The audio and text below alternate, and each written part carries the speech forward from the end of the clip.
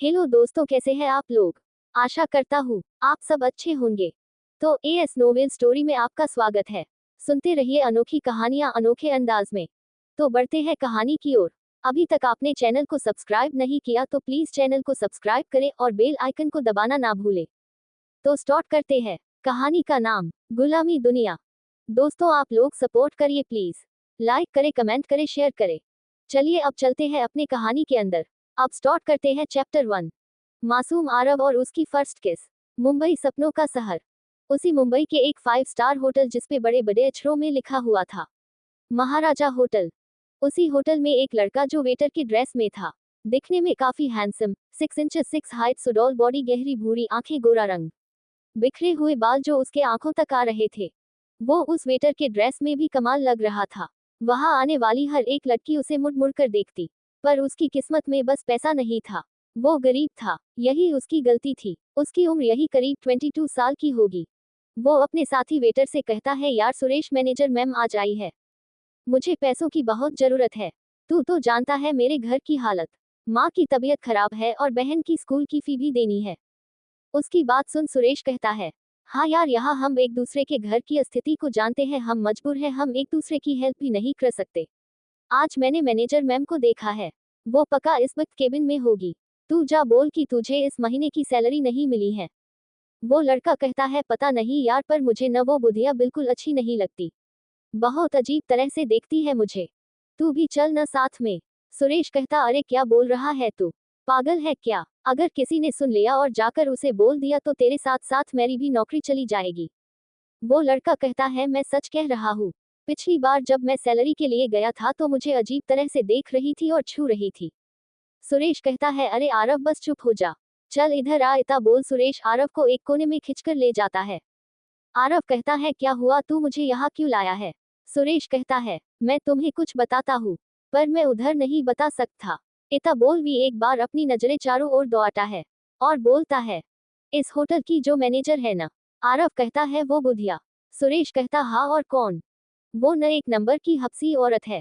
उससे डर रहना। मैंने बराबर कितने ही तुम्हारे जैसे जवान लड़कों को उसके कमरे में जाते देखा है। और कमरे से अजीब अजीब आवाजें आती हैं। आरव कहता है, कैसी अजीब अजीब आवाजें। सुरेश कहता, तुझे ये भी नहीं पता वैसी वाली आवाजें।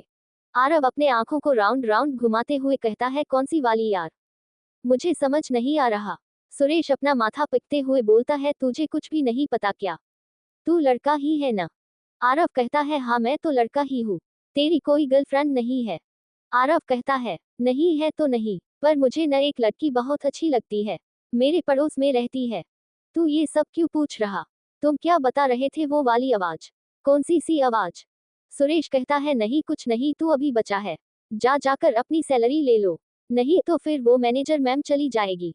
आरव कहता है, नहीं मुझे पहले बताओ, मुझे अब डर लग रहा। सुरेश अपना माथा पीटते हुए कहता है, किस किसे कहते हैं जानता है न।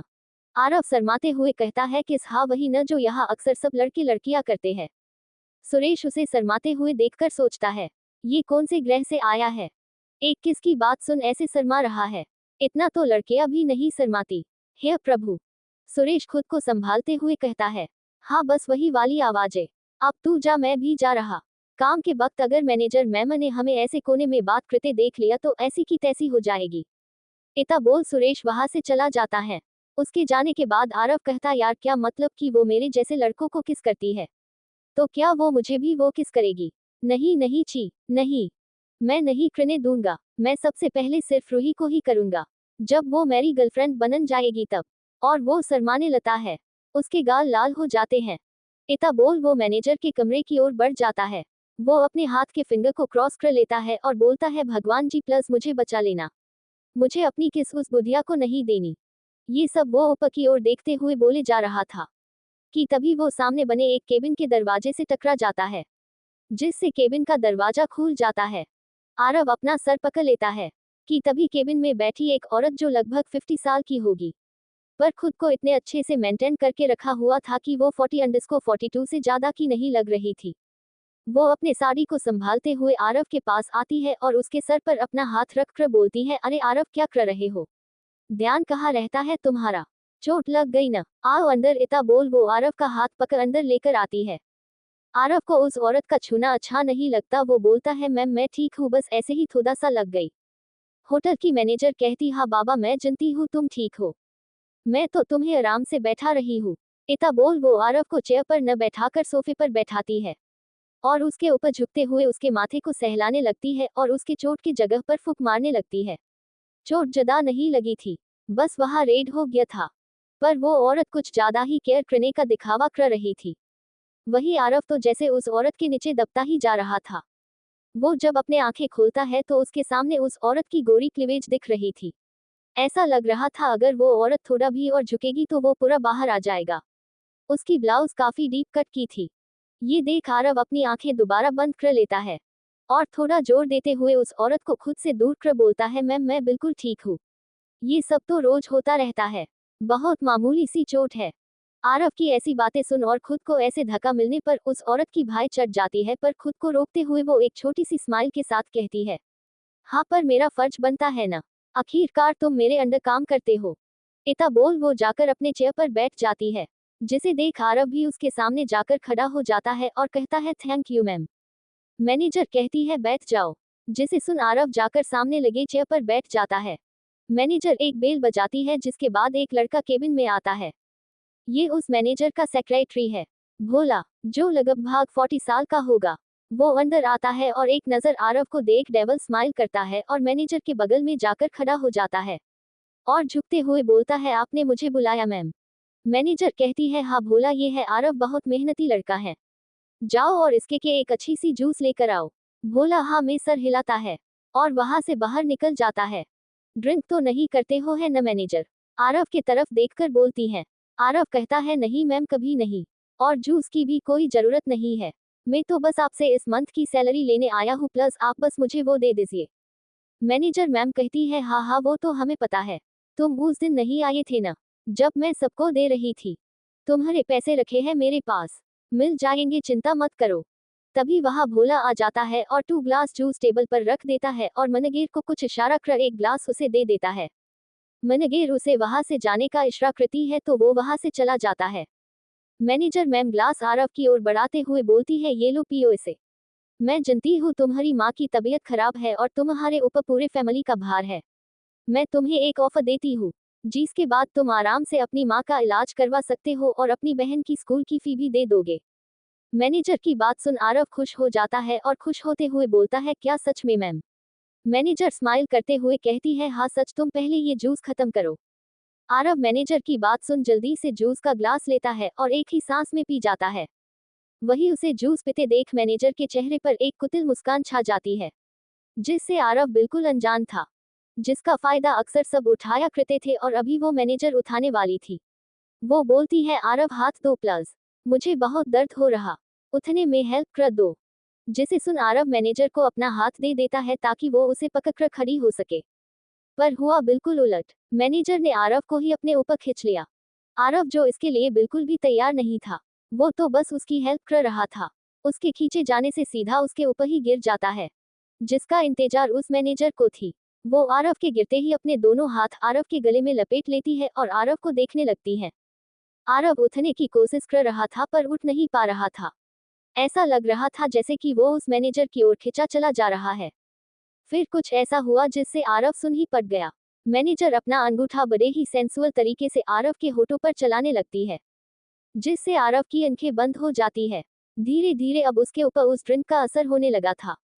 उसे ऐसे आंखें बंद किए हुए देख मैनेजर एक डेविल स्माइल करती है और आरव के गुलाबी छोटे और पतले लिप्स की तरफ लस्ट भरी नजरों से देखती है और उसके होठों के करीब बढ़ने लगती है कि तभी आरव अपनी आंखें खोलता है और खुद को होश में लाते हुए अपने गले से मैनेजर का हाथ हटाता है और जल्दी से खड़ा हो जाता है और गेट खोल बाहर जाने लगता है कि तभी मैनेजर उसका पैर पकड़ लेती है और बोलती है आरव सोच लो, अगर तुम यहाँ से गए तो तुम्हें कोई पैसा नहीं मिलेगा और तुम्हारी जॉब भी जाएगी, तुम्हें तो आज मुझसे कोई नहीं बचा सकता, कहाँ जाओगे ऐसी हालत में। हाँ, अगर तुम रुकते हो तो मैं तुम्हें 1 लाख दूंगी। आरव अपने पैर को झटकते हुए उससे छुड़ाता है और कहता है आप अपना पैसा अपने पास ही रखिए मैडम, आप जो चाहती है वो मुझसे नहीं होगा, आप तो मेरी माँ के समान है। इतना बोल वो वहां से बाहर निकल जाता है। माँ सब सुन मैनेजर गुस्से से आग बबूला हो जाती है और उसके मुंह से एक चीख निकल जाती है, आह आरव मैं तुम्हें छोड़ूंगी नहीं। और वो चिल्लाते हुए गार्ड को कहती है जो उसके केबिन के बाहर खड़े थे, जाओ पकाओ उसे, पकाकर लाओ यहाँ। आरव जब केबिन से बाहर निकलता है तो उसके कदम लकदाने लगते हैं, उसे गर्मी लगने लगता है, उसका शरीर ज्वारभाटा की तरह तपता हुआ महसूस होता है, पर फिर भी वो खुद को काबू कर लिफ्ट में घुस जाता है और नीचे की ओर जाने लगता है। जैसे ही वो लिफ्ट से बाहर आता है तो देखता है उसके सामने 2 गार्ड खड़े हैं। आरव दोनों गार्ड को देख पहचान लेता है कि ये गार्ड मैनेजर मैम के हैं। वो जितनी जल्दी हो सके वापस लिफ्ट में घुस जाता है और जल्दी जल्दी बटन प्रेस कर देता है। उसे अब धुंधला धुंधला सा दिख रहा था। वो ऊपर की ओर देखता है और बोलता है, प्लस प्लस भगवान जी बचा लो मुझे, नहीं तो वो बुधिया मुझे खा जाएगी। उसी होटल के टॉप फ्लोर पर एक लड़की जिसके फेस पर एक बटरफ्लाई का मास्क लगा हुआ था, वो एक लड़का से बात कर रही थी। वो बहुत गुस्से में नजर आ रही थी। वो इस वक्त ब्लैक कलर की बिजनेस सूट में थी। उसकी बॉडी के उतार चढ़ाव साफ पता चल रहा था, भले ही उसका फेस नहीं दिख रहा था, उसका बॉडी ही किसी को भी पागल बनाने के लिए काफी था। उसकी आंखें जो गहरी झील सी नीली थी, जो किसी को भी डुबो सकती थी, पर उतनी ही ठंडी, जिसे देख कोई भी अपने कदम पीछे कर ले। उसके होठ सुर्ख लाल किसी गुलाब की तरह थी। ये कोई और नहीं, हमारी हीरोइन मालिक है, वो अपने सेक्रेटरी से गुस्से में बोल रही थी। उस शेखावत के बच्चे की आज आखिरी रात होनी चाहिए। उसका सेक्रेटरी हाँ में सर हिलाता है और हकलाते हुए कहता है, जी जी बॉस। उसकी हिम्मत नहीं हो रही थी कि वो इस वक्त मालिका की तरफ देखे भी। मालिक की आंखें सर्द होती जा रही थी, उसे बेचैनी होने लगी थी। अब वो खुद को कंट्रोल नहीं कर पा रही थी। वो गुस्से में अपने मुठिया कस लेती है और एक कर्कश भरी आवाज में बोलती है, डॉक्टर मित्तल कहाँ है, अभी तक आई क्यों नहीं? उसका सेक्रेटरी अपने सर को नीचे करते हुए कहता है, बस बॉस वो आ रही है। वो बात कर ही रहे थे कि वहां अचानक एक लड़का भागते हुए आता है और उसके पीछे 2 गार्ड मालिका को देख रुक जाता है। जी ये गार्ड होटल मैनेजर के नहीं, मालिक के थे, क्योंकि मालिक जिस फ्लोर पर थी वहां उसके और उसके गार्ड के अलावा कोई नहीं आ सकता था।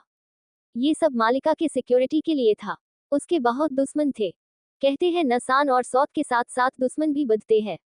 आरव मालिका के पैरों पर आकर गिर गया। वो अपने नजरें उठाकर मालिका की तरफ उम्मीद भरी नजर से देखता है।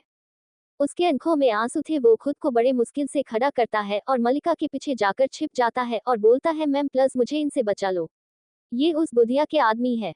उसके मुंह से बुधिया सुन वहां खड़े सभी शौक होकर और अपने आंखें फाड़े आरव को देखने लेते हैं। सेक्रेटरी अपने मन में कहता है, ये लड़का पागल हो गया है क्या, किस एंगल से बॉस को वो बुधिया कह रहा है? बॉस तो परियों को भी मात दे सकती है, इसे जिना नहीं है क्या? आत्महत्या करने का ये तरीका थोड़ा कजुअल नहीं है? तभी उसके कानों में आरव की आवाज सुनाई देती है। वो बोल रहा था, एंजल प्लस सेव मी, उसने मुझे कुछ अजीब सा पीला दिया है, मुझे बहुत गर्मी और बेचैनी हो रही है, वो मुझे खा जाएगी, गंदी है वो। इता बोल वो सामने देखता है, उसकी नजर एक रूम पर जाती है। उस रूम का दरवाजा खुला था। आरव आओ न ताओ देखता है और उस कमरे में दौड़ते हुए घुस जाता है। उसे ऐसा करते देख सब हका बका रह जाते हैं, क्योंकि ये रूम किसी और का नहीं, मालिका का था। तभी वहां खड़ा सेक्रेटरी अपने एक्शन में आते हुए गर्ड्स को कुछ इशारा करता है, जिसे समझ गर्ड्स अपने कदम कमरे की तरफ बढ़ाने लेते हैं। वही मालिका तो अपनी गहरी नीली आंखों से अपने रूम की तरफ देख रही थी, और न जाने उसे क्या होता है, उसके होठ हल्का सा मुड़ जाते हैं और उसके होठों पर हल्की मुस्कान तैर जाती है, पर ये किसी की नजर में आता उससे पहले ही वो स्माइल गायब हो जाता है। और जैसे ही गर्ड्स कमरे में कदम रखने को होते ही है कि उनके कानों में एक कपकपा देने वाली आवाज गूंजती है, वही रुक जाओ, जिसे सुन वहां सभी लोग जम से जाते हैं। मालिका कमरे में जाती है और एक नजर वहां खड़े सभी को देख ऑर्डर देते हुए बोलती है, ध्यान रहे कोई मुझे डिस्टर्ब न करे। इता बोल वो दरवाजा धाम से बंद कर देती है। बाहर खड़े सभी लोग के मुंह और आंखें खुले के खुले रह जाते हैं। बी काउंटिन्यू, क्या आरव फंसने वाला है किसी के जाल में? क्या आज उसकी मासूमियत छिन जाएगी, या आरव बचा लेगा खुद को? क्या करने वाली है वो मैनेजर? जानने के लिए बने रहे हमारे साथ। अब स्टार्ट करते हैं चैप्टर 2, मधोसी भरी रात। अब तक हमने देखा कि जैसे ही गर्ड्स कमरे में कदम रखने को होते ही है कि उनके कानों में एक कपकपा देने वाली आवाज गूंजती है, वही रुक जाओ, जिसे सुन वहां सभी लोग जम से जाते हैं। मालिका कमरे में जाती है और एक नजर वहां खड़े सभी को देख ऑर्डर देते हुए बोलती है, ध्यान रहे कोई मुझे डिस्टर्ब न करे। अब आगे, इता बोल वो दरवाजा धाम से बंद कर देती है। बाहर खड़े सभी लोग के मुंह और आंखें खुले के खुले रह जाते हैं। इधर कमरे में जब मालिका जाती है तो देखती है लाइट्स ऑफ थी, कमरे में अंधेरा था। मालिका 2 कदम चलती ही है कि वो किसी चीज से टकरा जाती है, जब वो नीचे झुककर ध्यान से देखती है तो वहां किसी के पैर थे। कमरे में किसी की गहरी गहरी सांसें लेने की ही आवाजें आ रही थी। ये सांसें किसी और के नहीं, मालिका और आरव के थे, जो कि दोनों खुद को कंट्रोल करते हुए ले रहे थे। मालिका कमरे का लाइट ऑन करती है और नीचे आरव के पास जाकर बैठ जाती है। आरव अपने शर्ट के बटन खोल चुका था और वो अपने बॉडी को बुरी तरह से खरोच रहा था। जब उसकी नजर मालिका पर जाती है तो न जाने क्यों उसके आंखों में आंसू आ जाते हैं और वो अपने भरे हुए गले से बोलता है, एंजल प्लस मुझे बचा लो, पता नहीं क्या हो रहा है मुझे। मालिका आरव के चेहरे को पका ऊपर उठाती है और उसे बड़े ध्यान से देखती है। उसके पतले गुलाबी होठ जो इस वक्त कांप रहे थे, उसके गहरी भूरी आंखें जिसमें आंसू भरे हुए थे। मालिका आरव का हाथ पकड़ उसे उठाती है। आरव भी बिना कुछ बोले खड़ा हो जाता है। वो मालिका के आंखों में ही देख रहा था। उसकी नीली आंखें, ऐसा लग रहा था जैसे आरव उसके आंखों में डूब चुका हो। मालिका अपने कोट को उतार सोफे पर रख देती है और आरव के हाथ को पकड़ बाथरूम की ओर ले जाने लगती है और आरव भी किसी भंवरे की तरह उसके साथ खिंचा चला जा रहा था। मालिका आरव को ले जाकर शावर के नीचे खड़ा कर देती है और शॉवर चालू कर देती है। शॉवर का ठंडा पानी आरव को आराम देने लगती है। उसके मुंह से अनायास ही निकल जाता है, आह अब थोड़ा अच्छा लग रहा एंजल। मालिका के चेहरे पर एक डेविल स्माइल आ जाती है और वो अपने शर्ट के बटन को खोलते हुए बोलती है, और भी आराम चाहिए तुम्हें। जिसे सुन आरव मालिका की तरफ देखता है तो वो देखता ही रह जाता है, क्योंकि मालिका अब तक अपने शर्ट के सारे बटन खोल चुकी थी, जिससे उसकी गोरी बदन किसी संगमरमर की तरह चमक रही थी।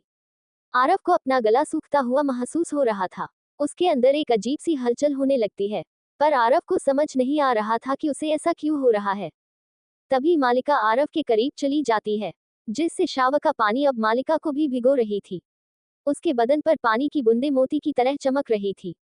मालिका आरव के आंखों में देख रही थी और धीरे से आरव के हाथ को पकड़ अपने कमर पर रख देती है।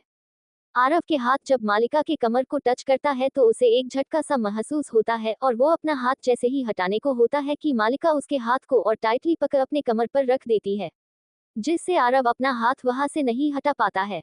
मालिका अब आरव के बहुत करीब थी। वो अपने एक हाथ से आरव के फेस को पकड़ उसके करीब जाते हुए बड़े ही सेक्टिव आवाज में बोलती है, अच्छा लग रहा ना। आरव मालिका के आंखों में ही देखते हुए अपना सर हाँ में हिला देता है, जिसे देख मालिका एक सार्केस्टिक स्माइल करती है और अब आरव के दूसरे हाथ को भी पकड़ अपने कमर पर रख देती है और अपने हाथों को उसके चेहरे और गर्दन पर बड़े ही सेंसुअल तरीके से चलाते हुए उसके होठों तक चली जाती है और उसके होठों को अपने अंगूठे से रब करते हुए बोलती है, so soft like a cherry. इतना बोल वो अपने होठों को टच करती है और बिना टाइम गवाए अपने होठ आरव के होठों पर रख उसे सक करने लगती है। आरव की आंखें एक पल के लिए तो फैल जाती है, पर अगले ही पल वो अपनी आंखें बंद कर लेता है, क्योंकि मालिका आरव को सॉफ्टली किस किस कर रही थी। पर कुछ ही देर में सॉफ्ट किस एक वाइल्ड और पैशनेट किस में बदलती जा रही थी। जैसे जैसे किस वाइल्ड होती जा रही थी वैसे वैसे आरव की पकड़ मालिका के कमर पर कसती जा रही थी। अब मालिका के हाथ आरव के गले, कंधे और पीठ को सहलाने लगी थी। वही आरव भी बहक चुका था, उसके हाथ भी मालिका के कमर से ऊपर की ओर चलने लगे थे। करीब 15 मिनट बाद मालिका आरव के होठों को छोड़ती है। वो दोनों अब लंबी लंबी सांसें ले रहे थे। मालिका आरव को खा जाने वाली नजरों से देख रही थी, तो वही आरव उसे बड़े इंटेंस और प्यार भरी नजरों से देख रहा था। पर उसे कुछ अजीब लगता है। वो मालिका के फेस को टच करता है और उसके मास्क को खोलने की कोशिश करता है, पर मालिका उसका हाथ झट से पकड़ लेती है और उसे वार्निंग देते हुए बोलती है, डोंट डेयर बेबी। आरव उसके आंखें देख एक पल को सहम सा जाता है और अपने हाथ उसके मास्क से हटा लेता है। आरव अपने सांसों को कंट्रोल करते हुए बोलता है, पता नहीं मुझे क्या हो रहा है, पर जो भी हो रहा मुझे अच्छा लग रहा। इतना बोल वो मालिका से शर्ट को निकाल कर फेंक देता है और एक नजर उसके बदन को देखने के बाद उसके गले लग जाता है। मालिका भी उसे गले से लगा लेती है और उसके कान के पास जाकर एक सदकती वाली आवाज में बोलती है, यू वॉन्ट इट। आरव गले लगे हुए ही बोलता है, plus I want you, I can't control. इतना बोल वो मालिका के नेक पर बाइट और सक करने लगता है। मालिका भी उसका साथ देते हुए आरव के नेक को भी किस और सक करने लगती है। करीब 20 मिनट तक ऐसा करने के बाद आरव मालिका के अपर इनर को खोल देता है और उसके बैक को सहलाने लगता है। वही मालिका के हाथ अब आरव के कमर पर चलने लगते हैं। वो आरव के लोअर जीन्स के बटन और जीप खोलते हुए आगे बढ़ जाती है, जिसका एहसास होते ही आरव के मुंह से एक आह निकल जाती है, जिसके बाद वो मालिका को छोड़ देता है और नीचे देखने लगता है। वही जब मालिका आरव को ऐसा करते देखती है तो वो हंसने लगती है और अपना हाथ निकालकर आरव के सीने पर चलाते हुए कहती है अच्छा नहीं लगा। जिसे सुन आरव का फेस लाल हो जाता है और वो दोबारा से मालिका के गले लग जाता है। मालिका उसे खुद से दूर करती है और वो भी अपना लोअर और बाकी के कपड़े उतार बाथटब में जाकर बैठ जाती है। जिसे देख आरव के मुंह और आंखें एक पल के लिए खुले के खुले रह जाते हैं, पर अगले ही पल वो अपने अंदर की गर्मी को बढ़ते हुए देख बेचैन हो जाता है और जो काम मालिका अधूरा छोड़ गई थी वो उसे पूरा करता है और अपने लोअर के सारे कपड़े उतार फेंक देता है और बाथटब में घुस जाता है। उसकी भूरी आंखें अब पूरी तरह से लाल हो चुकी थी। वो अब एक भेड़िए की तरह मालिका पर टूट पड़ता है और उसके होठों को किसी मधुमक्खी की तरह सक के साथ साथ बाइट भी करने लगता है। वही मालिका भी उसका पूरा साथ दे रही थी। अब बाथरूम में से सिर्फ मालिका और आरव की सिसकियों की आवाजें आ रही थी, जो किसी को भी पागल और मदहोश कर सकती थी। करीब 1 घंटे बाद ये सब बंद होता है और बाथरूम का गेट खुलता है और आरव मालिका को अपने गोद में लिए कमरे में आता है। इस वक्त उन दोनों के ऊपर कोई कपड़ा नहीं था। आरव मालिका को बड़े प्यार से देख रहा होता है, वही मालिका भी उसे अपनी इंटेंस भरी नजरों से देख रही थी। आरव मालिका को बड़े आराम से बेड पर लेटा देता है और खुद भी उसके ऊपर आ जाता है। मालिका आरव के गले में हाथ डालते हुए पूछती है वांट्स मोर। आरव कहता है हूँ प्लस इतना बोल वो वापस मालिका से होठों पर अपने होठ रख देता है और उसे पसेनेटली किस करने लगता है।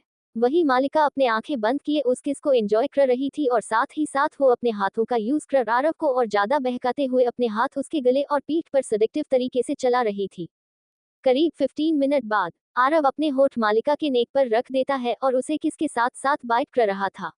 इसी तरह आरव मालिका के पूरे बॉडी पर किस और बाइट के निशान बना रहा था और अब कमरे में मालिका की सिसकियों की आवाज गूंज रही थी। करीब 1 घंटे बाद मालिका आरव को खुद पर से धक्का देते हुए खुद उसके ऊपर आ जाती है और अब कमरे में मालिका और आरव दोनों के ही मधोसी भरी आवाजें गूंजने लगती है। न जाने ये सिलसिला कब बंद हुआ। सुबह का वक्त, सुबह के करीब 7 बजे। उसी कमरे में मालिका की नींद उसके फोन के बजने से खुलती है। वो जल्दी से अपना फोन बेड के साइड वाले टेबल से उठाती है और कॉल कट कर देती है जो उसे डिस्टर्ब कर रही थी। उसे कुछ अजीब लग रहा था, जैसे कोई उसके ऊपर कुछ भारी भरकम कोई चीज रखा हो। वो एक नजर अपने बगल में देखती है जहां उसे एक लड़के की पीठ नजर आती है, जिसका फेस मालिका के गले में धंसा हुआ था और उसका एक हाथ मालिका के पेट पर और एक पैर मालिका के पैर पर था और वो किसी छोटे मासूम बच्चे की तरह मालिका को हक किए हुए सो रहा था। मालिका एक पल को किसी लड़के को ऐसे अपने करीब सोया हुआ देख हैरान हो गई। गुस्से से उसकी आंखें सर्द होने लगी, पर अगले ही पल वो नॉर्मल दिखने लगी। उसे कल रात की सारी बातें याद आ गई, जिसके बाद उसके चेहरे पर एक डेविल स्माइल छा गया। वो धीरे से आरव को खुद से दूर करती है और उसे सीधा लेटा देती है। आरव को इस वक्त गहरी नींद में था। वो काफी थका थका सा लग रहा था। मालिका एक नजर खुद को देखती है जिसके ऊपर कोई भी कपड़ा नहीं था। वो अपने बॉडी पर किस और बाइट के निशान देख रही थी कि तभी उसे महसूस होता है कि उसके कमर के चारों तरफ एक हाथ लिपट गया।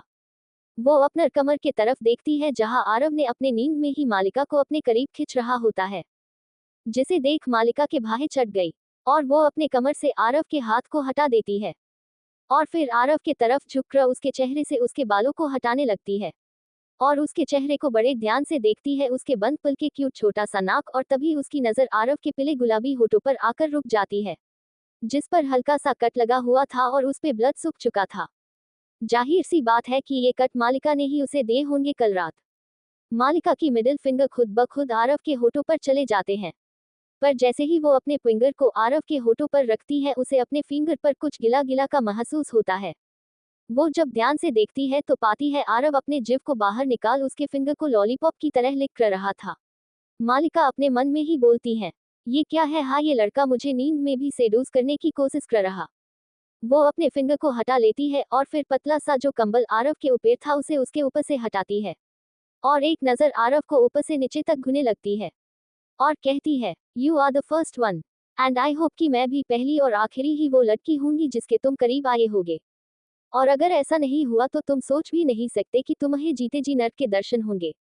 आरव के शरीर पर भी बहुत सारे नाखूनों और बाइट के निशान थे, जो कल रात की विल्डनेस को बयां कर रहे थे। मालिका के चेहरे पर एक सार्केस्टिक स्माइल आ जाता है और वो उसे वापस अच्छे से कवर कर देती है और अपने फोन से किसी को कॉल कर कहती है, अगले 20 मिनट में मेरे कमरे में आओ। इतना बोल वो कॉल कट कर देती है और उठकर बाथरूम की ओर चली जाती है। उसके शरीर में पेन तो हो रहा था, पर वो बाकी लड़कियों की तरह नहीं थी। वो मालिका थी, मालिका। करीब 10 मिनट बाद वो बाथरूम से बाहर आती है और वार्डरोब में जाकर वापस अपने मालिका के अवतार में वापस आती है। ब्लैक और व्हाइट फॉर्मल सूट में वो एक सख्त और कठोर बिजनेस वुमेन लग रही थी, जो वो थी ही। वो एक नजर बेड पर डालती है जहां आरव सो रहा था। तभी उसके रूम का डोर नॉक होता है। मालिका जाकर दरवाजा खोलती है तो उसे सामने उसका सेक्रेटरी राजीव दिखता है। मालिका अपने एरोगेंट आवाज में बोलती है, अंदर आओ। राजीव अंदर आता है तो उसकी नजरें सामने बेड पर जाती है जहां एक लड़का पेट के बल सो रहा था। उसकी पीठ दिख रही थी जहां बाइट और खरोच के निशान थे। मालिका जब राजीव की नजरों का पीछा करती है तो वो बड़े ही गुस्से में बोलती है, क्या तुम्हारा ध्यान कहाँ है? मालिका की आवाज सुन राजीव का गला सूखने लगता है और वो अपनी थूक को जल्दी से गटक कर अपनी नजरें सोते हुए आरव से फेर लेता है और मालिका से कहता है, बॉस क्या ऑर्डर है? मालिका कहती है, इस लड़के के बारे में पता करो और इसे फार्म हाउस पर लेकर जाओ और वहां से इसे जाने मत देना जब तक मैं न कहूं। राजीव कहता है, जी बॉस। मालिका कुछ सोचते हुए कहती है, तुम अपने फेस पर मास्क लगा लो। मैं नहीं चाहती कि हमारी असलियत इसके सामने आए। और हाँ, अगले आधे घंटे में मुझे इस लड़के के बारे में हर एक छोटी से छोटी जानकारी चाहिए। समझ आया? राजीव जल्दी से अपना सर हिलाते हुए बोलता है, जी जी बॉस। मालिका एक नजर बेड पर सोए आरव को देखती है और फिर जाते जाते वार्निंग देते हुए राजीव को देखकर बोलती है, दूर रहना उससे, और फिर अपने फेस पर मास्क लगाकर कमरे से बाहर चली जाती है। राजीव बोलता है, जी जी, मैं दूर रहूंगा। उसके जाने के बाद राजीव एक गहरी सांस लेता है और जल्दी से अपने पॉकेट से एक ईगल वाला मास्क निकाल पहन लेता है, जिसमें वो काफी खतरनाक लग रहा था। वो अपने मन में ही कहता है, क्या बॉस के ऊपर किसी ने जादू किया है? कल रात से बॉस सब कुछ उलट ही क्यों कर रही है? वो जो लड़कों को कभी अपने करीब भी नहीं आने देती थी, अगर कोई लड़का गलती से उनसे टकरा भी जाए तो वो उसके उस अंग को काटकर उस लड़के से अलग कर देती थी। अगर कोई लड़का उन्हें गलती से घूर भी ले तो वो उसके आंखें निकाल लेती थी।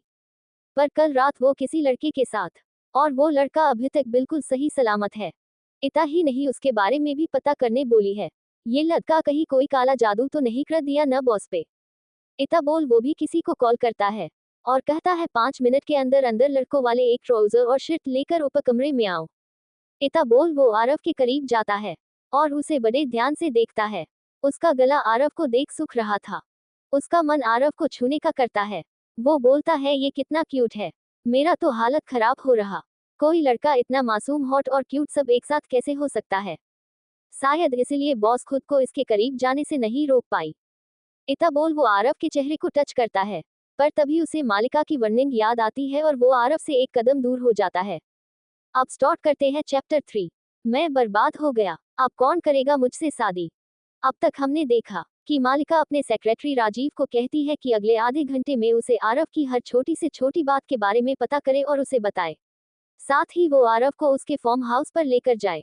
राजीव आरव के करीब जाता है और उसे बड़े ध्यान से देखता है। उसका गला आरव को देख सूख रहा था। उसका मन आरव को छूने का करता है। वो बोलता है, ये कितना क्यूट है। मेरा तो हालत खराब हो रहा। कोई लड़का इतना मासूम, हॉट और क्यूट सब एक साथ कैसे हो सकता है? शायद इसलिए बॉस खुद को इसके करीब जाने से नहीं रोक पाई। इतना बोल वो आरव के चेहरे को टच करता है, पर तभी उसे मालिका की वार्निंग याद आती है और वो आरव से एक कदम दूर हो जाता है। अब आगे तभी उसे एक आइडिया आता है और वो साइड में रखे टेबल पर से पानी का ग्लास उठाकर आरव के ऊपर डाल देता है और बोल्ट है, बॉस ने तो सिर्फ छूने से ही मना किया है ना? आरव हड़बड़ाते हुए उठकर बैठ जाता है और कहता है, बचाओ बचाओ, मैं दब रहा। तभी राजीव एक गिलास पानी और फकत है और कहता है, होश में आओ बरखुरदार, यहाँ कोई बाद नहीं आया है। जल्दी से रेडी हो, मेरे पास इतना टाइम नहीं है।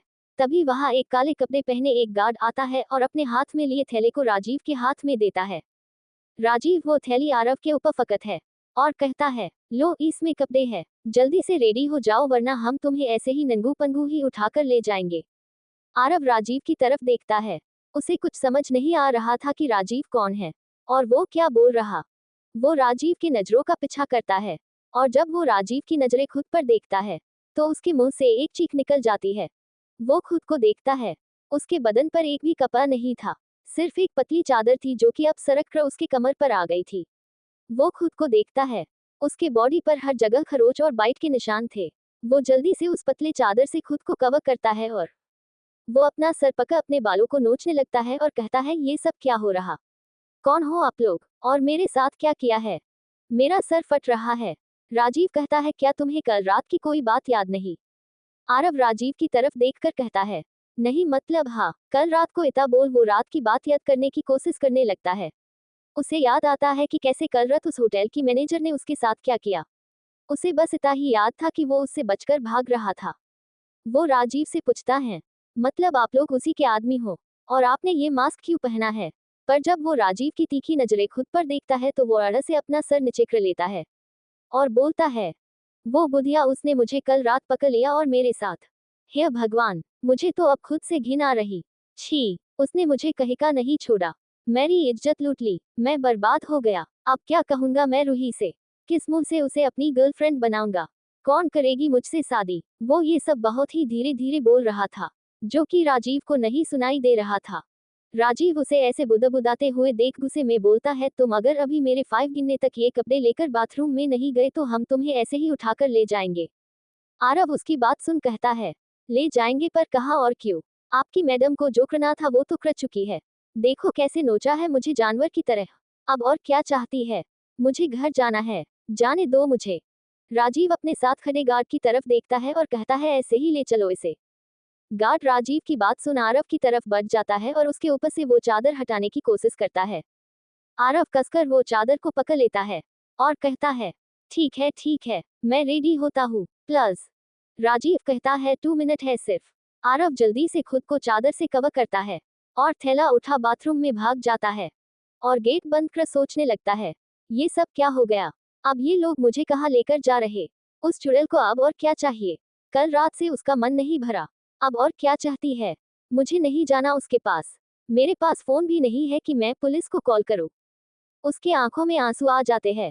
तभी उसे बाहर से राजीव की कठोर और डरा देने वाली आवाज सुनाई देती है, जो बोल रहा था, 2 मीन में बाहर आओ, वरना तुम्हारे और तुम्हारे घर वालों के लिए ठीक नहीं होगा। राजीव की ऐसी बातें सुन आरव एक पल को जम सा गया। मेरी फैमिली, इन्हें मेरे फैमिली के बारे में कैसे पता? तभी उसे कल मैनेजर की बात याद आती है। वो बोलता है, वो उस चुड़ैल ने मेरी इज्जत लूट ली, अब और क्या चाहती है? मुझे घर भी जाना है, पर मैं क्या करूं? पता नहीं ये लोग मुझे कहाँ लेकर जा रहे। वो बाथरूम से ही बोलता है, आप लोग मुझे कहाँ लेकर जा रहे? बाहर से राजीव कहता है, अगर एक शब्द भी और अपने मुंह से निकला तो तुम्हारे परिवार के लिए ठीक नहीं होगा। जितनी जल्दी हो सके बाहर आ जाओ। आरव अंदर अपने मन में ही सोचता है, क्या करूं मैं? क्या ही करूंगा, मेरे पास और कोई ऑप्शन ही नहीं। भगवान जी, आप हमको कहाँ फंसा दिए हो? क्या आपको हम पर दया नहीं आती? देखो कैसे कैसे नोचा है उस डायन चुड़ैल ने मुझे। उसे रात की बात बिल्कुल याद नहीं था। उसे अभी भी ऐसा ही लग रहा था कि उसके साथ ये सब उस होटल के मैनेजर ने ही किया है, जिसे वो बुधिया कहता है। इधर राजवंश कॉर्पोरेशन के 11th फ्लोर पर बने एक आलीशान केबिन में मालिका अपना सर सोफे पर टिकाए अपनी आंखें बंद किए बैठी थी। उसके दिमाग में इस वक्त सिर्फ आरव ही चल रहा था। उसके आंखें बंद करते ही उसके सामने आरव के बड़ी बड़ी खूबसूरत भरी आंखें और उसके लाल सॉफ्ट पतले होठ आ जाते। वो जल्दी से अपनी आंखें खोल देती है और अपने हाथ टेबल पर पटकते हुए कहती, ये सब क्या हो रहा मुझे? वो लड़का मेरे दिमाग से निकल क्यों नहीं रहा? मैं उसके अलावा कुछ और सोच क्यों नहीं पा रही? पूरे 27 साल हो गए पर आज तक कभी किसी लड़के ने मुझे इफेक्ट नहीं किया हो। कभी मुझे किसी लड़के की जरूरत नहीं पड़ी, पर आज मुझे उस लड़के की जरूरत क्यों पड़ रही? ऐसा क्या है उसमें जो मुझे उसकी ओर खींच रही? अगले ही पल वो अपने मुट्ठियों को कसते हुए कहती है, नहीं, मैं ऐसा नहीं होने दे सकती। किसी को भी मैं ऐसे खुद पर हावी नहीं होने दे सकती, और ना ही कोई मुझे कंट्रोल कर सकता है। आह डैम, ये लड़का, इसे तो मैं छोड़ूंगी नहीं। कि तभी उसके केबिन का डोर नॉक होता है। केबिन का शीशा ऐसा था जिससे बाहर के खड़े लोगों को अंदर नहीं दिख सकते, पर अंदर बैठे इंसान बाहर कौन है अच्छे से देख सकते हैं। मालिका बाहर खड़े राजीव को देखती है और कमेंट कहती है, जिसके बाद राजीव अंदर आता है। उसके हाथ में एक फाइल थी। वो उस फाइल को मालिका के सामने रखते हुए कहता है, बॉस, इसमें उस लड़के की पूरी जानकारी है। मालिका कहती है, कहाँ है अभी वो? राजीव कहता है, बॉस, आपके कहे अनुसार मैंने उसे फार्म हाउस पर एक कमरे में बंद कर रखा है। मालिका हाँ में अपना सर हिलाती है और फाइल उठाकर पढ़ने लगती है। अब स्टार्ट करते हैं चैप्टर 4। कौन है आरव? अब तक हमने देखा। राजीव कहता है, बॉस, आपके कहे अनुसार मैंने उसे फार्म हाउस पर एक कमरे में बंद कर रखा है। मालिका हाँ में अपना सर हिलाती है और फाइल उठाकर पढ़ने लगती है। अब आगे। नाम आरव पांडे, फैमिली में माँ और एक छोटी बहन, और भी उससे रिलेटेड कुछ बातें थी। मालिका पूरा फाइल पर फाइल वापस राजीव के ऊपर फेंकते हुए कहती है, ये क्या बकवास है? ये सब तो कोई बच्चा भी बता देगा। तुम क्या जानकारी लाए हो? ये बस पिछले 3 साल का है और उसके पहले का।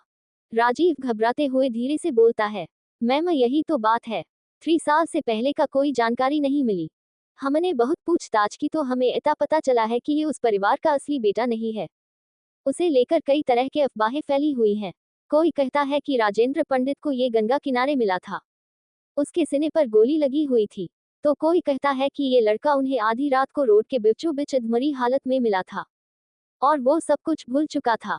उसे पिछली जिंदगी का कुछ याद नहीं था। मालिका कहती है, और ऐसी तो किसी ने पता करने की कोशिश नहीं किया कि वो कौन है, उसकी फैमिली कौन है? राजीव कहता है, पता नहीं बॉस, पिछले साल राजेंद्र पंडित का निधन हो गया। उन्होंने आरव से वादा लिया कि वो कभी उनके परिवार को छोड़कर नहीं जाएगा, इनका ख्याल रखेगा। आरव ने भी वादा किया कि अब से वो आरव पंडित है और उसका यही पहचान है और वो उसकी फैमिली।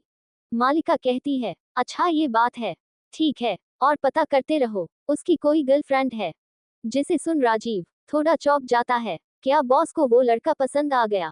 फिर वो जल्द ही अपने होश में आता है और कहता है, बॉस वैसा तो कुछ पता नहीं चला है, पर हाँ उसे इस वक्त पैसों की बहुत जरूरत है।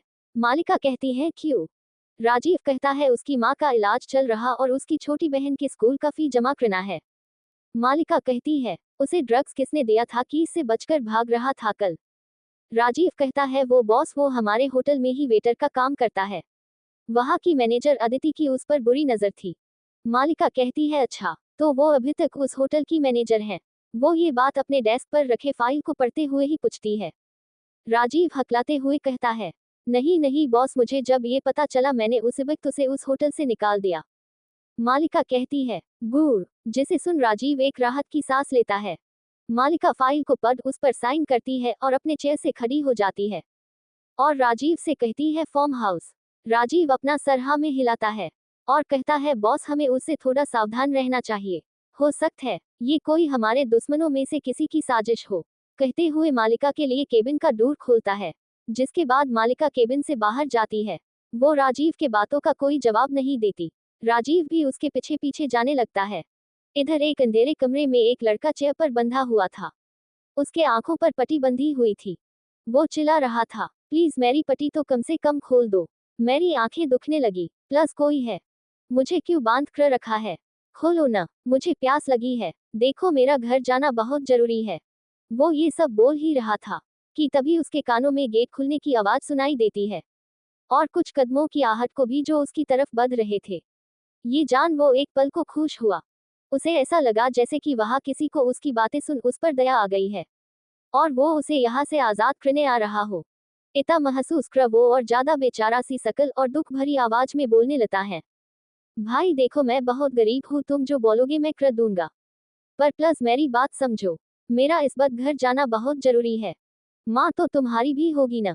वैसे ही मेरी माँ भी है, उसकी तबीयत ठीक नहीं है, उसके लिए दवाइयाँ लेनी। वो ये सब बोल ही रहा था कि अपने गाल पर किसी के हाथ का टच फील होता है, जिस कारण उसके शरीर में एक करंट सा लगता है। वो एकदम शांत हो जाता है। अब ये हाथ उसके गाल से होते हुए उसके नेक पर आ जाती है। आरव तो मानो बर्फ सा जम जाता है। वो बोलना तो चाहता है पर बोल नहीं पा रहा है। अब वो अपने होठों पर किसी के सॉफ्ट फिंगर को महसूस करता है। तभी उसके कानों में एक औरत की सहज जैसी मीठी आवाज सुनाई देती है, घर जाना है स्वीट चेरी। इतना बोल वो उससे दूर हट जाती है। कुछ सेकंड के बाद आरव अपने होश में आता है और बहुत ही धीरे आवाज में खुद से ही बोलता है, ये क्या हो रहा मुझे? ये किसका हाथ था? मेरे पूरे शरीर में ये क्या हो रहा? बहुत अजीब फीलिंग है ये कहीं वो बुधिया तो नहीं? नहीं नहीं, मैं उसके छूने से मुझे ये नहीं हो सकता। वो ये सब बोल ही रहा था कि कोई उसके आंखों की पट्टी खोल देता है। आरव अपने आंखों को 3 से 4 बार झपकाता है और सामने देखने की कोशिश करता है। वो अपने सामने 2 लोगों को खड़ा पाता है। ये कोई और नहीं मालिका और उसका सेक्रेटरी राजीव था। आरव दोनों को बड़े ध्यान से देखता है और फिर अपने पलके बार बार झपकाता है और फिर हकलाते हुए कहता है, कौन हो आप लोग? और राजीव की तरह देखकर बोलता है, आप तो वही हो ना जिसने मुझे किडनैप किया है? और आप? मालिका की तरफ देख बोलता है, आप कौन हो? क्या आप इनकी बहन हो? पर आप लोगों ने ये मास्क क्यों पहन रखा है? क्या आप लोग क्रिमिनल हो? देखो मेरे पास पैसे नहीं है, मैं बहुत गरीब हूँ। राजीव कहता है इससे तुम्हें कोई मतलब नहीं होना चाहिए कि हम कौन हैं। मालिका एक डेविल स्माइल करते हुए कहती है, तुम्हें घर जाना है। आरव सपना सर हाँ में हिलाता है और कहता है, हाँ मैम, प्लस आप अपने भाई से बोलिए कि मुझे छोड़ दे। और अपन फेस मासूम सा बनाते हुए कहता है, मैं बहुत गरीब हूँ। जिसे सुन मालिका आरव को ध्यान से देखने लगती है। उसे उसका फेस बहुत ही क्यूट लगता है, ऊपर से उसके छोटे छोटे पिन क्लिप्स। वो अपने मन में ही बोलती है, मन तो कर रहा कि अभी के अभी मैं इसे खा जाऊं। वो उसके हिलते हुए होठों को देखने में खुश ही जाती है। उसका ध्यान आरव की बातों से टूटता है, जो बोल रहा था, आप तो बिल्कुल एक एंजल लग रही है, प्लस इनसे कहो कि मुझे जाने दे। मालिका उसकी बात सुन कहती है, ठीक है, मैं तुम्हें यहाँ से जाने दूंगी, पर बदले में मुझे क्या मिलेगा? आरव मालिका के आंखों में देखता है, पर अगले ही पल वो अपनी आंखें नीचे कर लेता है, क्योंकि वो मालिका की ठंडी नीली आंखों को ज्यादा देर तक नहीं देख पा रहा था।